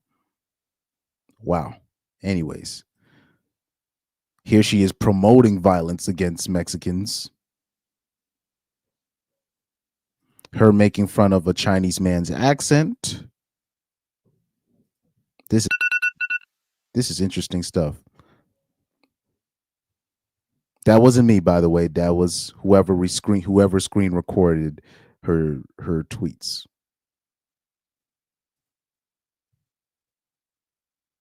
Here she is. Okay, right here, Mrs. Black Girl Rocks herself. Here she is making fun of Pharrell's wife and how she looks. Mrs. Black Girls Rocks herself. Right? She goes, Jesus Christ, for the love of God, somebody take Pharrell's wife to a track. Willy Wonka factory. Hell the moon. What? Where? So this is her making fun of Pharrell's black wife. Mrs. Black Girls Rocks herself. Here she is, another tweet of her hating on Latinas. Here we have a tweet from her from 2012. She says Disney is fake for this new Latina Princess Sophia. Try to get TMZ to do a story on it. Here she is hating on Latina women.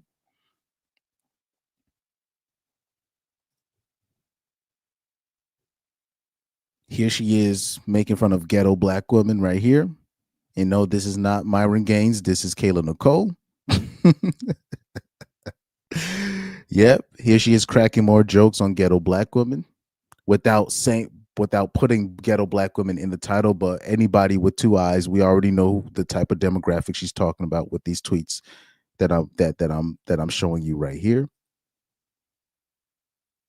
Here she is being fat phobic, making fun of her teacher's weight.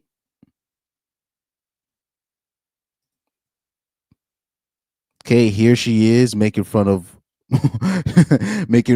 here she is making fun of a woman with cellulite. Now, mind you, I always tell you, when you have women at a younger age, they're going to talk cash money ish until they hit that same age, and then they're going to call you a hater of women because you don't like cellulite or you don't like stretch marks. But here you have old tweets of her making fun of cellulite and stretch marks and making fun of women over the age of 30. Look at this. Skinny jeans and leggings weren't made for everyone. Yes, I'm talking to all you women over 30 and pear-shaped with cellulite craters. Stop it. Your favorite feminist right here. Your favorite feminist with a very disrespectful tweet, mind you.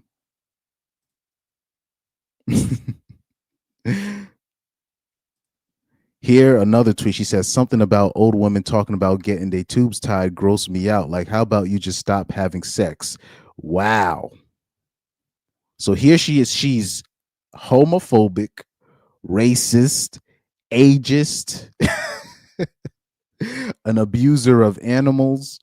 I mean, this is a really bad woman, bro. This is wow. This is interesting. This is why she had to delete all of her tweets. Oh my goodness. Yep, mocking indigenous people.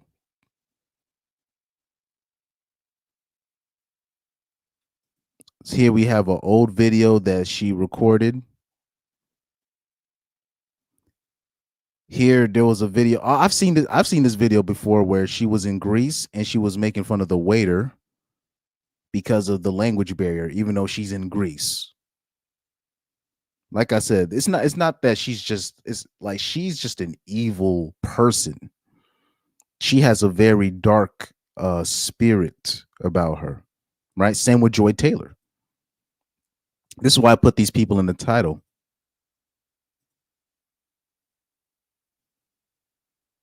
Okay. Somebody said, when we say that no race was spared, we mean it. Like I said, she was going off at all races. Here we got a tweet of her making fun of Filipino women. We've had tweets of her making fun of Chinese women, Spanish, Hispanic women, black women, white women. Here she is hating on black dudes not dating black girls, right?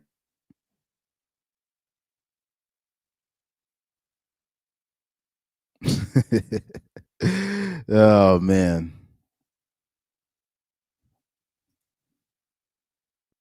Here we go. She goes, that's it. I'm leaving. I can't stand one more smooching noise from these Mexican married men with kids.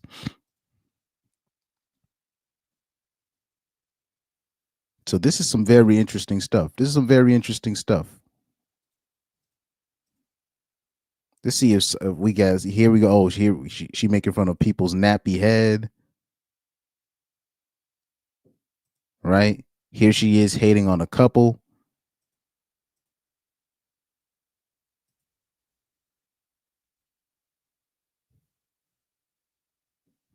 Damn, here she is hating on black families. So let's look at this. This is interesting. She was posting other people's children. Wow. This is some very interesting stuff.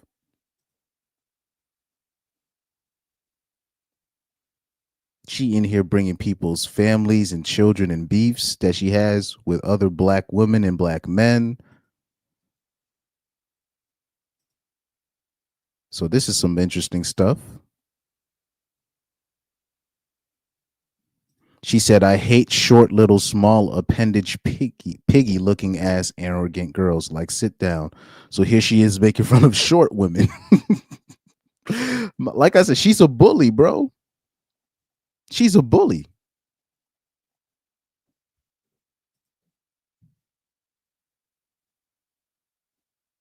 Yeah, like I said, the normies tend to support bullies.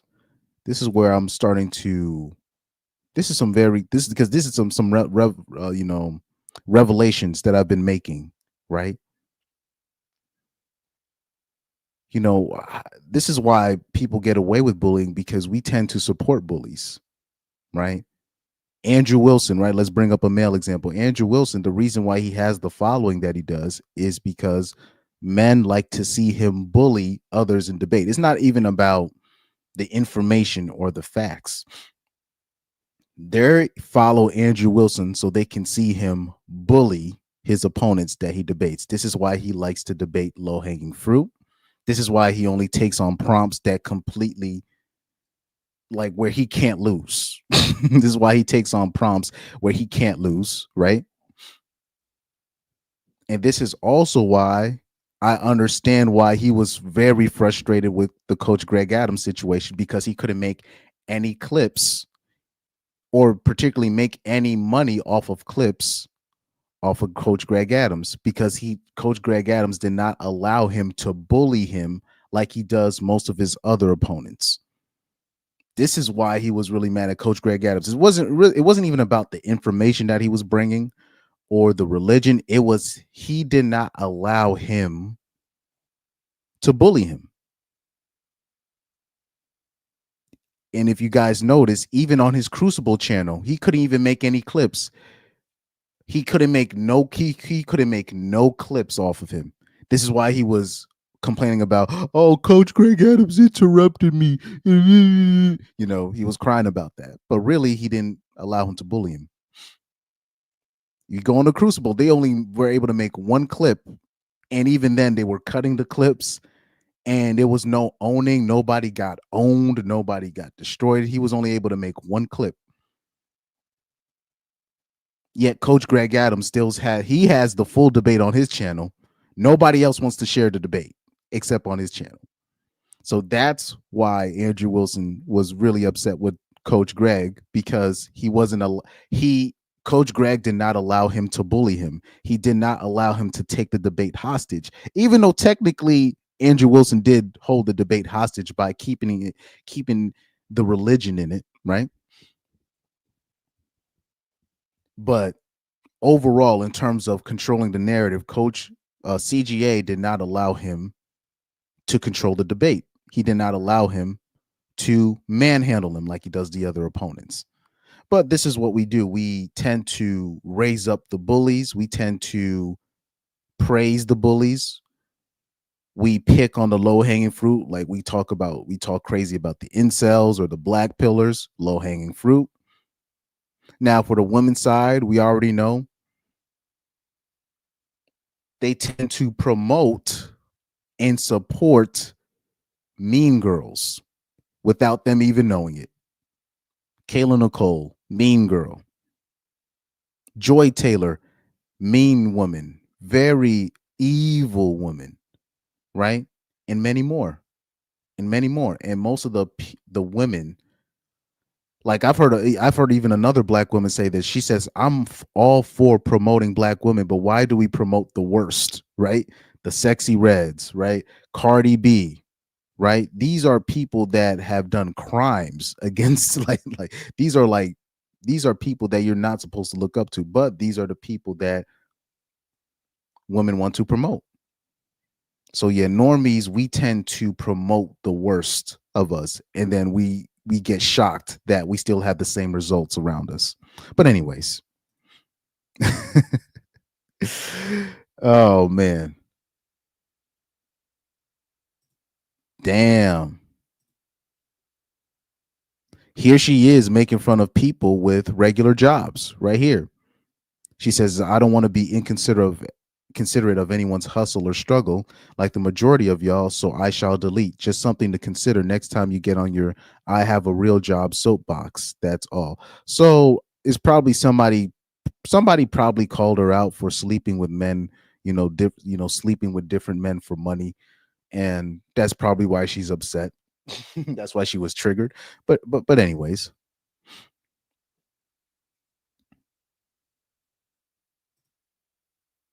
Here's oh Lord, here she is taking passive aggressive shots at Nicki Minaj.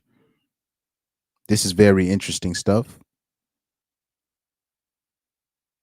Here she is talking about the alphabet community again. Here she is accusing Kobe of being a rapist. Another black man she's putting down. But anyways, you get the point. You get the point. You get the point. This is very interesting, man. So right here, he said, Kayla Nicole is a rage baiter. I never heard of her. Oh, no, that was the girl that used to go out with Travis Kelce, right? She said, so Alpha says, I am confused. Who is Kayla trying to get on with? So this is the post that I'm talking about right here, right? Let me see if I can hit back. So I made a video a while back, which drew a lot of criticism, but particularly from a black female journalist, where I accuse Kayla Nicole of being a loser, but not necessarily just a loser, but being a clout chaser. And I said that she was not a real journalist. All she does is try to monkey branch to certain men that she thinks has power. And that's how she tries to level up in the game, by, using the guise of, oh, I'm a journalist, but she's really just trying to date dudes in that industry so she can level herself up. There's a lot of, female, so-called female journalists that does the same thing as she does. It's just Kayla Nicole is just more blatant about it. Now, apparently somebody said I was wrong for saying this, but look at this clip right here. Right here, the caption says Kayla Nicole is leveling up. She says she's done with ball players. Now she has her eyes set on the bosses. That's nice. Own the LA team. Excuse me, you what? Own the LA Friends? I keep saying that's nice. Yeah, it happens. Do you have owner friends? I keep saying I don't want to date any more athletes, but I'm down to date the owners of the teams. Or athletes, but I'm down. I don't want to date any more athletes, but I'm down to date the owners of the teams. Saying I don't want to date any more athletes, but I'm down to date the owners of the teams. Saying I don't want to date any more athletes, but I'm down to date the owners of the teams. Here we go. So she's willing to say all of that in public. I don't want to date any more athletes. I'm now down to date the owners of the team. Now, in her mind, she's settling, but she doesn't even realize that an owner of a team that's making real money, those are rarer than the athletes. But in her mind, she thinks that's, she's settling and she's that's her version of leveling up, trying to sleep and date men with power or with money or perceived power. But people are still going to call her a so-called journalist. And people will say that I'm wrong for saying she's not a journalist, she's a hoe. These were the words that I said.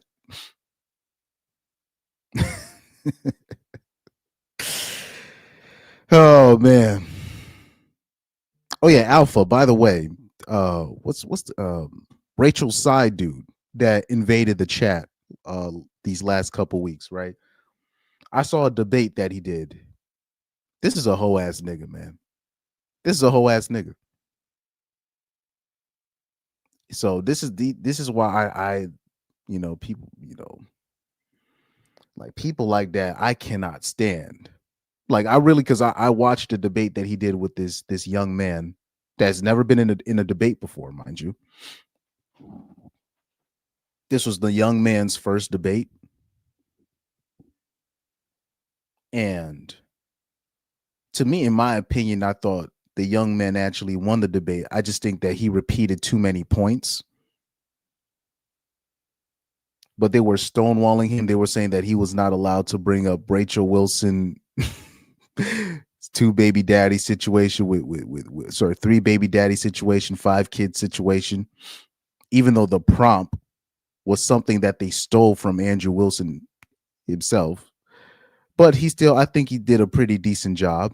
Now, He went on enemy territory. He did a debate. He said he never did a debate before in his life. At the end of the debate, he wasn't a sore loser. He said, "Great job. Thank you for inviting me on." Mind you, he's a young kid, but Rachel Saidu, in typical fashion, threw a whole lot of parting shots, acted like he wasn't shit. Oh, this was an easy win, right?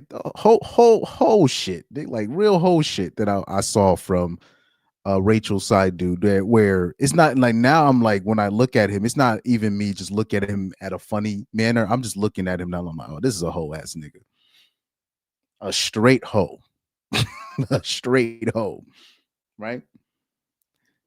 So people like that are not even worth my time.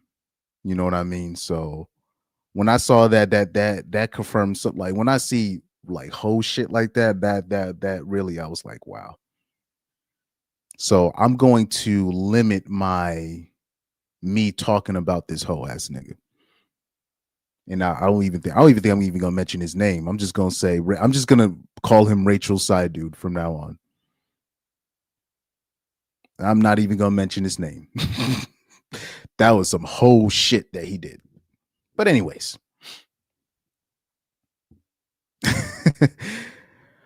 but yeah, this is what Kayla's trying to do. This is her MO.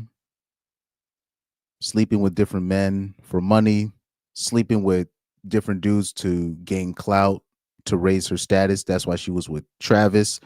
A lot of black women love her because they vicariously live through Kayla. That's goals to them, right? This is why a lot of BWs were in a rage when Travis broke up with Kayla, even though she brought that upon herself because she just couldn't stop talking.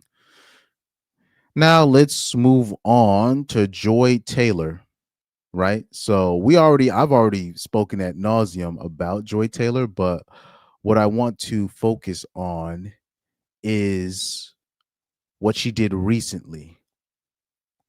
She was on a podcast. This was on her podcast, right? With Kendra, what's her name? Kendra G, right? That was the lady that Corey Holcomb was roasting. So this right here says Joy Taylor, age 38, explains why she doesn't want children. She says, "I think legacy is silly. I'll be a terrible person to have kids with. I love children, but I don't want to have them." But it was interesting when Kendra had brought up, just the word legacy. Joy Taylor got like super triggered. So this is why I saved this video. But what I'm saying is there are men who will be like, I want to have children, but don't talk about the wife, marriage, family part. Just the like, I need to have kids to carry on my legacy. Yeah. Well, Nick Cannon is a perfect example of that. He talked about how he had so many kids because what he was going through. So we only use celebrities because everybody knows what we're talking about when we say but there's plenty of people that do this. There's plenty of people like that. So there's a lot of men, whether we agree with it or not, that is important to them. Like they want to procreate. They want to have little John and little Kenny and little Tommy. That's very important to them. And obviously it's not that important to Joy. No, I just don't think that you're starting a legacy. I think you're making humans. Okay. There's like a very big difference. Okay, just for clarity, what would be an example of starting a legacy?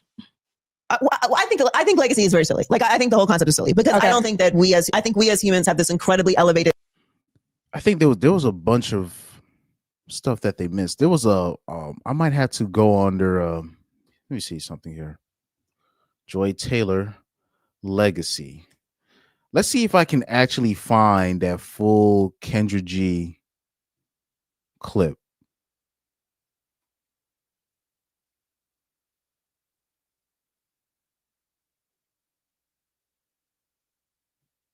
Let's the Too Personal podcast. Let's see if I can bring up the full interview.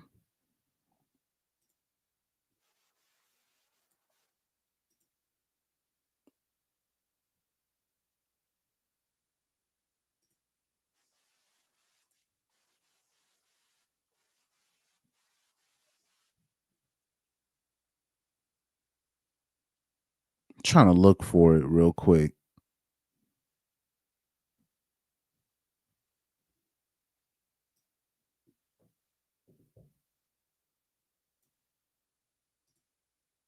Oh, I was on the right. Okay, I was on the right video. Okay. Two men who want to be through. It's not my business. right. You know, I think Right. I agree with because and that's why I say I don't like having been married. There are a lot of things that I would do different. Full of ourselves. Okay. I just look at men that, and I could be wrong by this, but I have a theory that men who have multiple baby mamas don't tend to commit long. Because what I learned from my show, the number one reason why some men are still open to marriage, the men that are, is because of children. Like they want a legacy. Like that's important to them. If they can't, why'd you make that? Yeah, so this is the part when they start talking about legacy. So as soon as she said legacy, she got super triggered. And the reason why she got super triggered, because clearly Joy is messing with certain ninjas, you know, dubious ninjas. But she just, you know, like usually the ones that hate men the most date the most dangerous men, or the most, you know, the brokest of the men. But they can't stop messing with them because they love the sex too much. So those are like usually the biggest haters are men, are the ones that usually date, you know, the quote unquote bum ninjas. The ones that, you know, they have an air mattress, right? One room. Sorry, it's a studio with no room, no bathroom, right? I know dudes like that. They'll mess. They can mess with a chick like that. That I'm talking about. They hate men. Like they can't stand them, but because they like being with them physically, they just can't stop messing with a guy like that, right? So they will forever always be bitter about most men. Reason why some men are still open to marriage, the men that are, is because of children. Like they want a legacy. Like that's important to them. If they can't, why'd you make that face? Oh my God. But that's the truth, Joy. Like the legacy. What? What do you mean? Do you have castles? What are you passing on? Oh my God, besides Joy. generational trauma and bad hairlines, Joy. beards that don't connect. Oh, this legacy is nonsense. I can't stand it. Oh my God, Joy. What are you talking about? There are people, and Like I'm talking king about lineage. I'm going to defend men for a Oh, second. please don't. It is a man's desire to. So look how triggered she got. She's like, legacy, what are you talking about? Kings, palace? Well, you have nothing. No, Joy. When men talk about legacy, they just mean just being able to pass down a philosophy. You know, they want to be able to pass down opportunities, right? A lot of men, they grew up, they didn't particularly if you're talking about black men, they didn't have, certain handouts, jobs waiting for them. They want to be able to say that they were able to pass down something to their grandchildren or their children or their children's children, their children's children. So that's when men are talking about legacy, they're just talking about being able to leave behind a family, where their last name means something. But here she is, she's taking it like super literal, because one of the bum ninjas that she's messing with on the side, she done heard this from him, and now she's taking out her narrow experience with degenerates on most of the on the general public. To leave something on this earth when he's gone. Build something. What is more? What used to paint chapels? Like what? To leave something on this earth. Beards that don't connect. Oh, this legacy is nonsense. I can't stand it. Oh my God! What are you talking about? There are people, and like I'm talking king about lineage. I'm going to defend men for a second. Please don't. It is a man's desire to leave something on this earth when he's gone. Build something. What is? So that's what Kendra G was about to explain. Just to leave something behind. That's all. It's more. Men used to paint chapels. Like what are you talking about? Okay, so here's the deal. Fair enough. You don't have the mommy spirit. Okay, we can see this, right? So that is fair, and there's no judgment. Legacy. But there are some people who could not imagine not having children. That part I understand. Okay, so I by the way, have children. Okay, I'm not against having children. I love children. I'm so glad that my brothers and sisters love making children, because I have a. By the way, I am so happy that Joy Taylor. I am so happy that she doesn't have kids. Thank you, Jesus. Thank you, Jesus, that she don't have no kids. I am so like, at least she has the decency to to go to the she makes she makes regular appointments to the hitman office. Thank you, Jesus. She deleted all of her kids. Thank you. I'm so happy because oh my goodness, this woman right here, she would be a terrible mom. And then on top of that, whoever would have been the baby father, she would have put that man through hell. Especially when you remember that lawsuit that I showed you guys. So we already know how Joy Taylor moves. So enough said about that. So we already know how Joy Taylor moves. So imagine if she was a person, she decides to keep a kid. Oh my God, that would have been terrible for the rest of us. That would have been terrible. Gaggle of nieces and nephews. But you don't that I like that they adore. refer to their children as a part of their legacy. But like, what legacy? What are you talking about? I mean, you know, okay, I want to try to defend by this. legacy. I think, well, I hear this a lot, but I just want to wrap this up. So the men that I find that call into my show that are like serious about marriage and really looking for that, they're the men who want to be a part of their children's lives. They want, they want a legacy. They want a family. And that is, can we just say they want a family? No, they want a legacy though. Like no one's going to talk about They really say in 3 it, generations, no one's going to remember your name. That is not true. It is true. That's because, listen, this is again going back to what I said in the beginning. That's because you are around all these, athletes that listen, we are so full of ourselves. Okay. We think we are the sun, the moon, and the fucking stars. You are a person, and more than likely, no one is writing songs about you. Okay. Have children because you want to be a good parent and you want a family and you want to have that experience in this lifetime. This like legacy live on shit. Oh, you've done nothing in this life. Joy, okay. stop so it. just I'm gonna pour into. She's doing a lot of projecting. Other people with kindness, and you want legacy. Build a family of well-rounded, kind, young people. That's a legacy. Okay, well, let me just defend something that you never were, bro. Now, mind you, here she is, talking ish about legacy, right? But meanwhile, she used her brother's legacy, because her brother is a Hall of Famer. Played in the NFL a while back. She used her brother's last name to get to the position to where she's at. So that's you using your brother's legacy to trampoline yourself, to where you at right now, outside of you just trying to sleeping with other men for money. That's what you did to get yourself into the industry.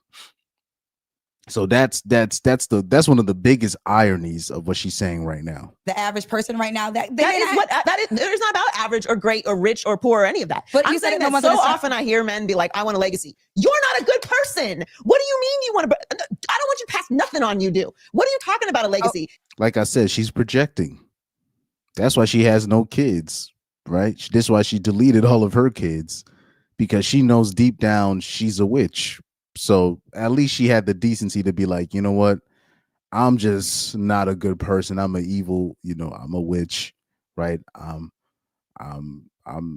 this bad person. Let me not pass down. Let me not give birth, right? So shout out to Joy for at least being responsible enough to not, to making sure she doesn't procreate herself, even though that might change in a little bit.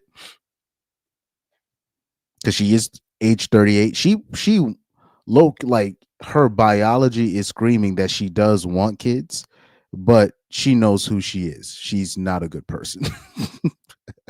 If you want a legacy, fix yourself, find a wife, and build a strong family unit. Are you thinking about doing that, or are you just trying to have children? Because if you're just trying to have children, you don't want a legacy. You're making another broken family. You're bringing children into this world who have to struggle through you not being in the home. What the fuck are you talking about? If you don't have a wife, don't say the word legacy to me, please. Yeah, Joy Taylor is projecting, and you can see the bitterness, just illuminating from her. The bitterness. And unfortunately, she kind of snitched on herself. So these are the type of men that she's sleeping with. This is the type of men that she's describing. Now, Kendra G, she's clearly describing, just the men that call in on her show, right? The men that the single eligible bachelors looking for wives. That's kind of who she's talking about.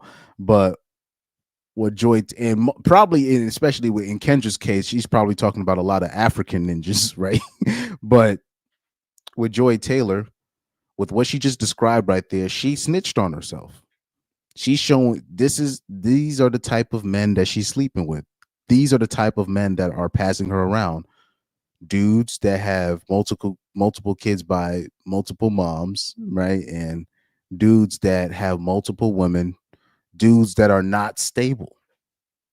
People met just unstable men. These are the people that she's dealing with. This is why you have people like Joy Taylor. That's why it don't even surprise me. Usually people like Joy Taylor, like when I saw that clip with her and Van Lathan talking, and she was saying that she dated drug dealers when she was dating drug dealers when she was in high school. That didn't surprise me.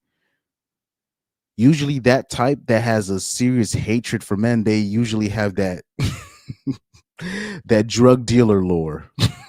that the unskippable canon event of her dating drug dealers. That's usually what happens. Remember when Doechii had the clip that went viral where she said straight men are a red flag? Then they looked back at the men that she dated, and they found a clip of a hood ninja that she was dating putting a gun literally to her head. You know, this is usually the ones that hate on men the most, particularly straight heterosexual men, the average man. These are the ones that usually dated criminals and just unstable, unreliable ninjas, right? So these are the people that we try to warn women. You might want to chill on Joy Taylor's advice, because the way she sees men is not the way you see men. Because let's keep it a buck. The bar is super low. I'm gonna tell you this: the bar is super low. I know there's this one chick. I know every dude is trying to be with this one chick, and she has a history, right? She's been with one dude, she's been with another dude, but even her exes still get jealous over her. But most of the people that she has dated have been usually musicians. She doesn't date criminals and weirdos like that. She dates regular people. And now, mind you, that means she's been to college, so she already knows she has a body count, but she presents herself as nice. She knows how to talk to people, and she's not a dickhead. So that's really all it takes. If you're a woman, all you have to do is make sure, particularly nowadays, all you have to do is not fat.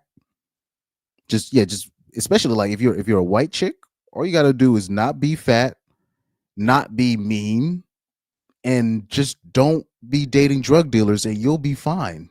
You'll have plenty of options. The bar is very, I'm talking about very, very, very, very, very low. All you have to, like, if you're a woman, just avoid dating criminals, and you should be fine. That's all you got to do. But in a lot of cases, I will say it's from it looks like about 50 to 60% of women have had that lore where they were dating criminals, or they were dating older dudes, or drug dealers at one point in their lives, or tattoo artists, right? Like, it's an unskippable canon event that tends to jilt their perspective on the average men after their experience with these people. Oh my God! goodness. Okay. Castles and my name. Okay, so no, listen, I understand what you're saying. My name has to live on. And you're very passionate about your point, and I understand your God. point. You don't even wash your balls. Joy. I mean, Kendra, let's be serious. Like, this is such. So Joy Taylor just revealed that she messes with men that don't wash their balls. Thank you very much for that information.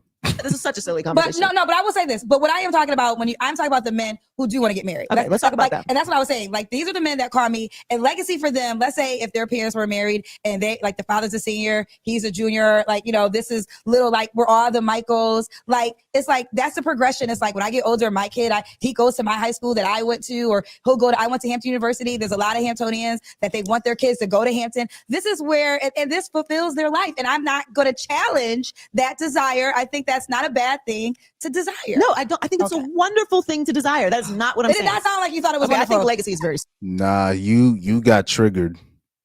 Joy Taylor, you got triggered over the word legacy. Oh man. Yeah. Joy Taylor just basically revealed she be dating dirtbags. Well, and the reason why she does date dirtbags is because she's a dirtbag herself. But I do think that it's a wonderful thing to want a family, right? To marry someone, to have children with them, to stay together, to raise a family, and like that family continues on. I think that's a wonderful, wonderful thing. I would not be here if someone didn't decide to do that. Yes. Okay. So I agree with that. But what I'm saying is there are men who will be like, that you date, not Kendra, what that you date. I want to have children, but don't talk about the wife, marriage, family part. Oh, just the absolutely. like, I need to have kids to carry on my legacy. Yeah. Well, Nick Cannon is a perfect example of that. You know, he talked about how he had so many kids because what he was going through. So we only use celebrities because everybody knows what we're talking. Shout out to the comment section. They said the woman who slept her way to a job has a lot to say about men. Because usually when you're dealing with a woman like that, she can never actually like men, right? So when you're talking about, right, strippers, escorts, right, they naturally hate men because they sleep with a lot of men. That ends up being their job. So what ends up happening is you end up resenting your customers after a period of time, right? Especially when you deal with a lot of them. Now, the reason why you're dealing with a massive, wave of a hatred of men, because now you have regular girls or just girls in general where it's not shocking for them to have a high body count, right? So usually women with a high body count tend to hate men the most. The correlation is the correlation is undefeated, right? This is why they even say when it comes to marriage, you see the lower the body count, the higher the chance of the marriage working out. The higher the body count is basically doomed to fail. Right? Somebody said Joy's perspective on legacy is tarnished with negativity by her trauma, and it's incredibly, incredibly sad. Even if you're a woman, your children are your legacy too. But I could understand how someone who despises the idea of having children will not understand that. Your legacy is what you materially leave behind and the values you raised them with, right? But it is what it is. But like I said, we already know what Joy Taylor's about. She can never, a woman like that can never have, and especially the way that Joy Taylor moves, particularly the marks that she selected at Fox. She clearly, she has no desire for men. She can never love men. Especially when you see the people that she tried to sleep with, or the people that she targeted, and the people that she did ended up sleeping with. She didn't sleep with no Chads, no, big time. She slept with the people that could advance her in the game, the people that she thought gave her the best chance to move her up in Fox Sports, right? Charlie Dixon, the vice president of operations. He's the one controlling who gets on what show, who speaks on what show. So she sleeps with him. She ends up sleeping with Emmanuel Acho, because Emmanuel Acho was a rising star at one point. So she wanted to attach herself to that ship so she can eventually have her own show. This is a very calculating and evil woman. And then the biggest bombshell of the lawsuit is when the hairdresser confronted her about her dating practices. She goes on to admit and say that if I don't get my way with Charlie Dixon, if he decides to fire me, I will put a Me Too case on him. So a woman that's willing to do that, you're never going to hear her say anything positive about men.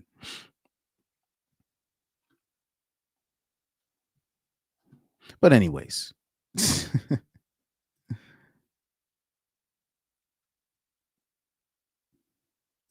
yeah, Young Doka said, I'm behind, but women really expose themselves if you let them talk long enough. Yeah.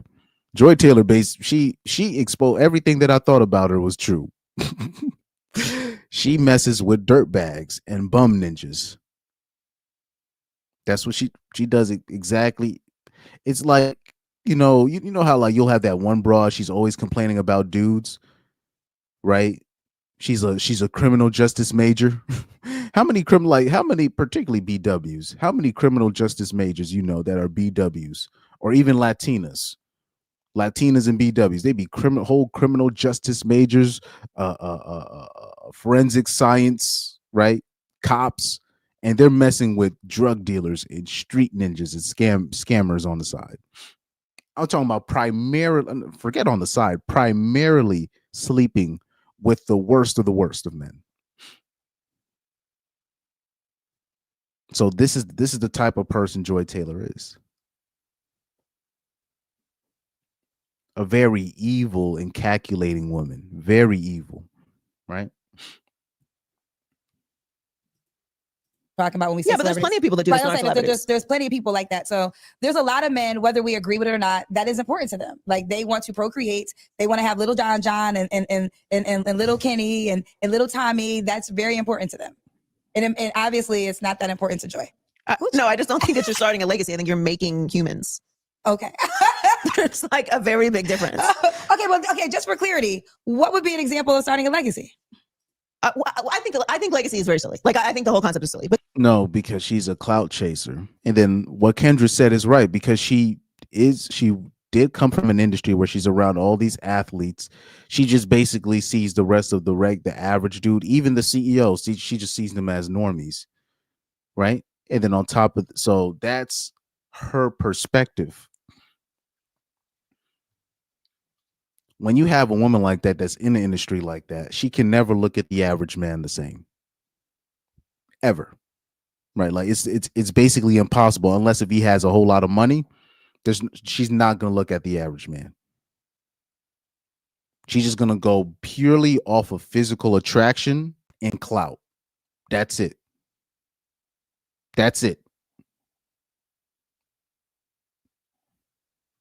No way she's giving the average man a chance. No way. Because I don't think that I think we as humans have this incredibly elevated God-like mentality of ourselves that we are just going to be remembered for generations and our power is going to get passed on from so on to so forth. And, 5 generations from now, they're going to be talking about, Grandma Joy. They're not going to be talking about you. They don't care. That's not true. They're not going to do it. They're not going to do it. What?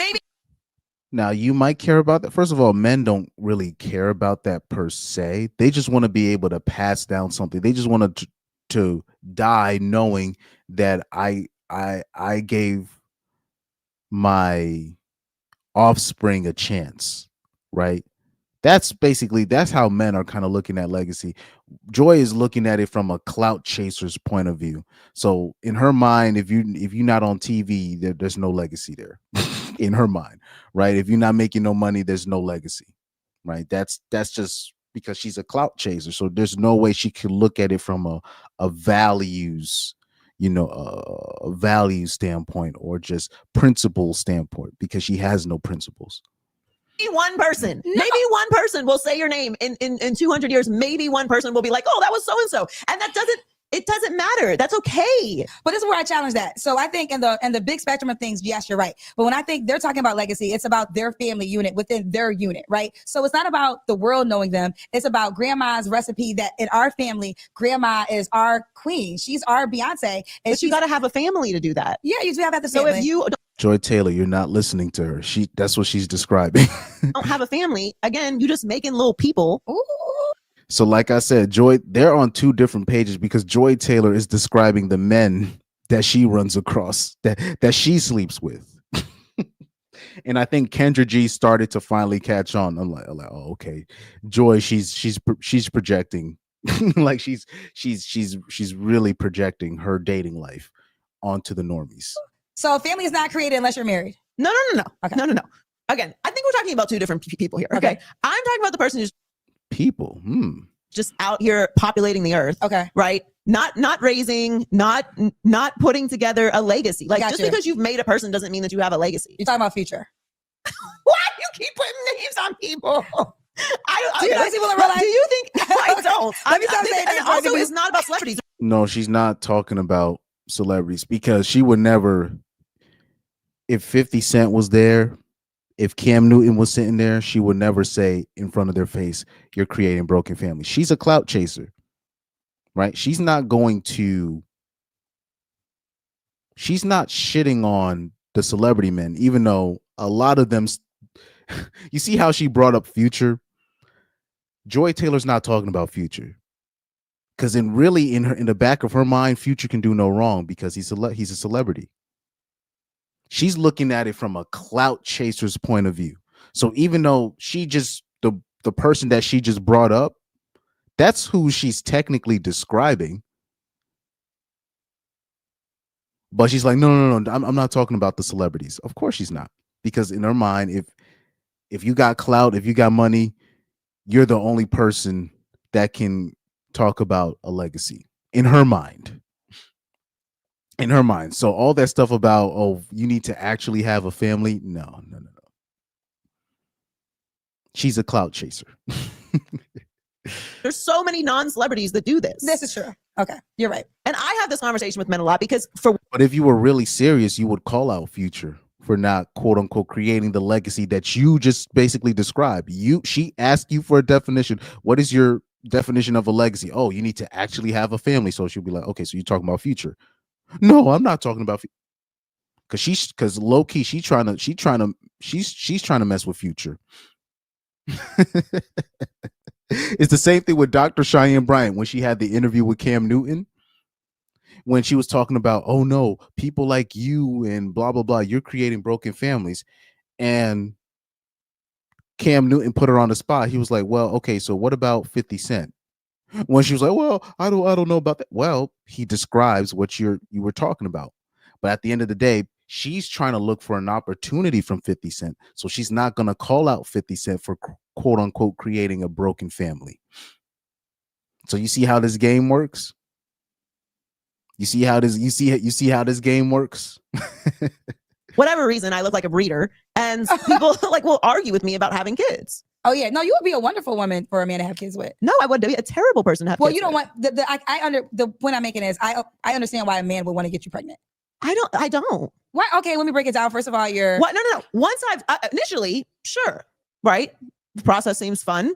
There's other perks. No, but once I've said, yes, I don't want children, there couldn't be anything less appealing about me if you are someone who wants children. No, absolutely. Right. But however, there's many follow-ups. Right. Absolutely. But I'm saying the reason of the whys, first of all, to get Joy Taylor pregnant and to say that I have a baby by Joy Taylor and no. So this is where the interviews just ended up going off the rails, you know. But I just wanted to show you that part with Joy Taylor.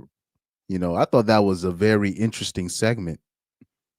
I thought it was quite interesting. I'm like, well, Joy Taylor basically confirmed what I thought all along.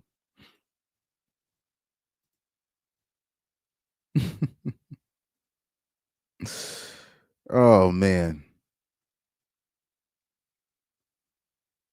Let's see what we got going on Twitter in the meantime before I sign off. Uh-oh. We got Ayesha Curry. Apparently she's trending right now. Ayesha Curry is trending for some reason. Oh Lord, here we go. Oh, I guess. Oh, so they're still talking about that. Yeah, it seems like they're still talking about that Call Her Daddy podcast interview that she did, where she was talking about how Like she said a lot of out of pocket stuff in that interview, where she admits that she goes to a therapist and she thinks about the life that she would have had, that she could have had. We might have to do a segment on that because that was off the Call Her Daddy podcast.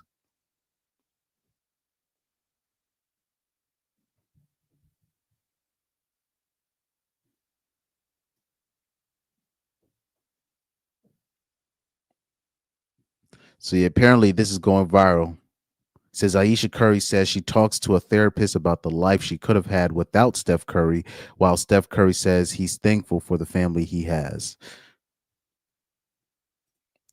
Like I said, I love Ayesha Curry. You know why? I think I call her. You know, people might disagree with me, but I call her the unofficial queen of the RP. Oh man. So CS says Joy Taylor is allergic to legacy because that requires a woman to be faithful to a man. And yeah, I think especially nowadays, women cheat way more than men. Pyro says Kendra already read what she was saying because she's been around women on her show a lot. She just doesn't want to put her on the spot like how us dudes do it. That's a good point. That's a good point. Joy Taylor didn't realize it, but she was sounding like exactly like the delusional woman that call up on Kendra G's podcast. That's why Kendra G was taken aback. She was like, wow. It don't matter if you 38, 28, 22. Because remember, Joy Taylor 38. Oh, no, y'all don't have no grown women on here. That's why you keep. Nope. It don't matter. it don't matter. But back to what I was saying with Ayesha Curry. Ayesha Curry, she's the unofficial queen of the RP. People might have forgot. I don't know. Look, I just remember in 2019 when she went viral for what she said. I'll never forget. Like that whole week was that whole week was interesting to me. That whole week when that happened, that was an interesting week. I was watching all types of podcasts. Everybody was going off. Hell, I even remember watching a Kevin Samuels video at the time where he was talking about, Ayesha Curry being jealous of her husband. I remember that video. I don't know if it's still on his channel, but I remember seeing that video. I even remember the old, like this is an old Coach Greg Adams video. Like I remember when that situation happened, I just remember Coach Greg Adams talking in the camera. He said, okay, so here we have Ayesha Curry talking to the demonic spirits. He said, anytime you have all these broads coming together at a table talking, you're going to hear the most nonsensical things. But I will say, dude, I just remember when that situation happened with that red table talk went viral, there was a whole bunch of dudes that flooded the manosphere, the RP space, like all types of new people, the normies. Like I'm talking about, it was normie dudes that were just like, wait a minute. You ladies are defending Ayesha Curry. That was like, I just remember that happening, and I just like that whole week. Like even I remember like I could not wait for the Corey Holcomb show that day. I was man, I could not wait. I took off early. Like I took the whole then particularly that Tuesday. They had me working like a night shift. I took that whole day off because I wanted to watch the Zoe Williams show and the Corey Holcomb show. Because I already knew that it was gonna be like, because everything that Ayesha Curry did in that red table talk was just it was just a complete confirmation of everything that we were talking about, everything that we've been saying this was happening. the stuff that they said that men were lying about. It was an easy confirmation. So we'll definitely talk about this at a different time. So right here, yeah, in the description, they're saying in an August Call Her Daddy podcast interview, Aisha shared how a surprise pregnancy soon after marrying high school sweetheart Steph Curry at 22. Surprise pregnancy? Nah, she was married. Yeah, that's a chat GBT. This is an AI. This is an AI summary. But this was that quote that you see that's about to go viral for the next couple days. This quote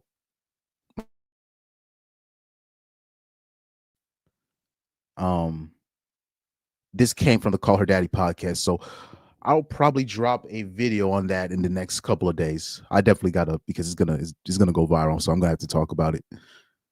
Let's see. I'm looking at these comments. It says modern women are only settling when in marriages or relationships that are safe, require growth, and have boundaries. But when they're done being ran through and compensated with money and expensive designer brands, that's them knowing their worth.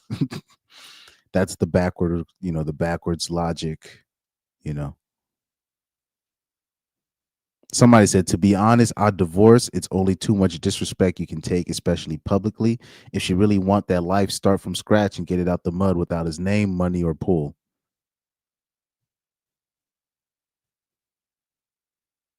Somebody said, bro really just allows such unparalleled levels of embarrassment from her.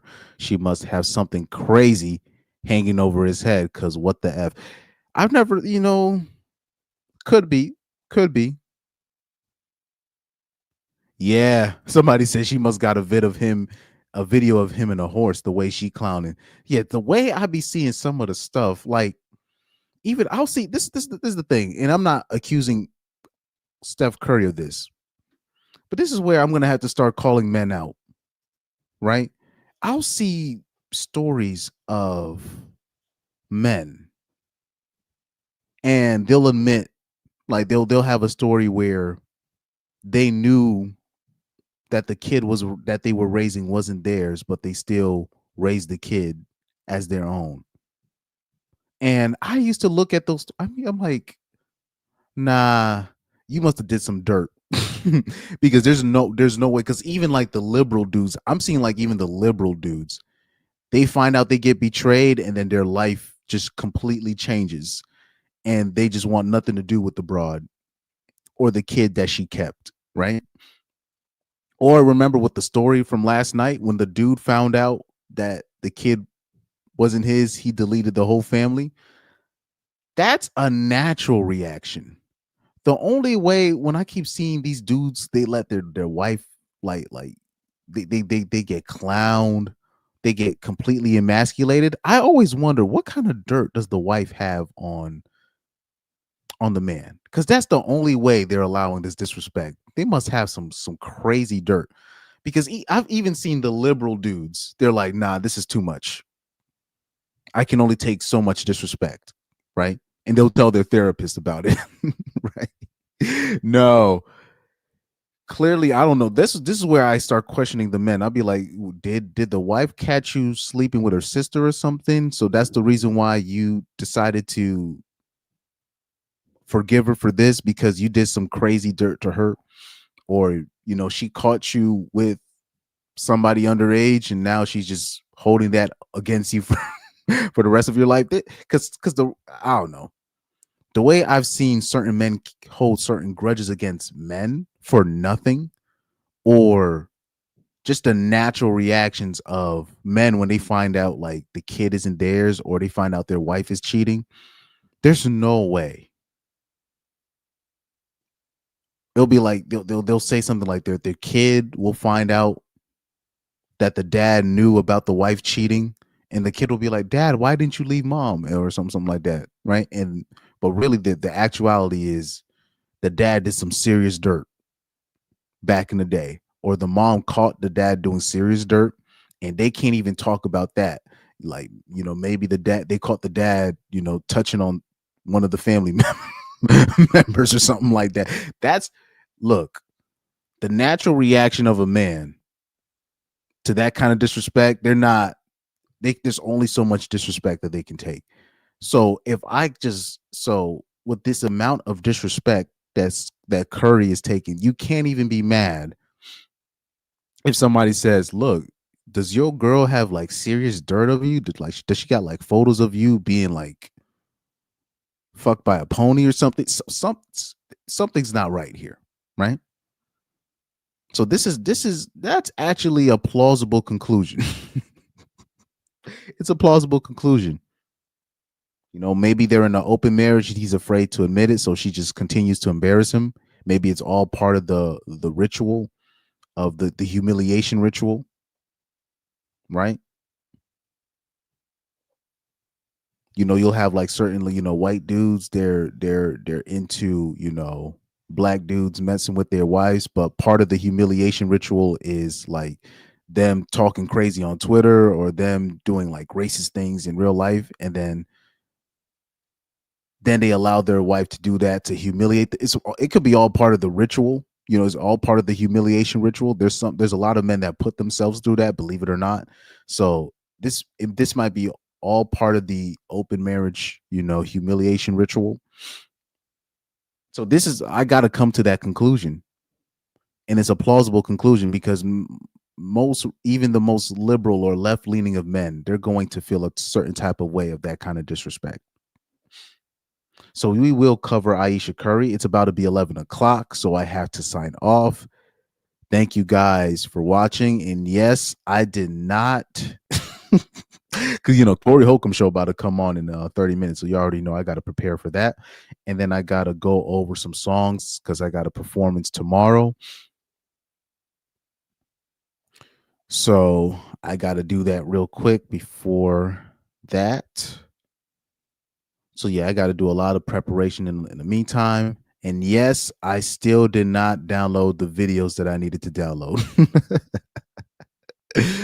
But anyways, let's do a outro video that I haven't done in a while.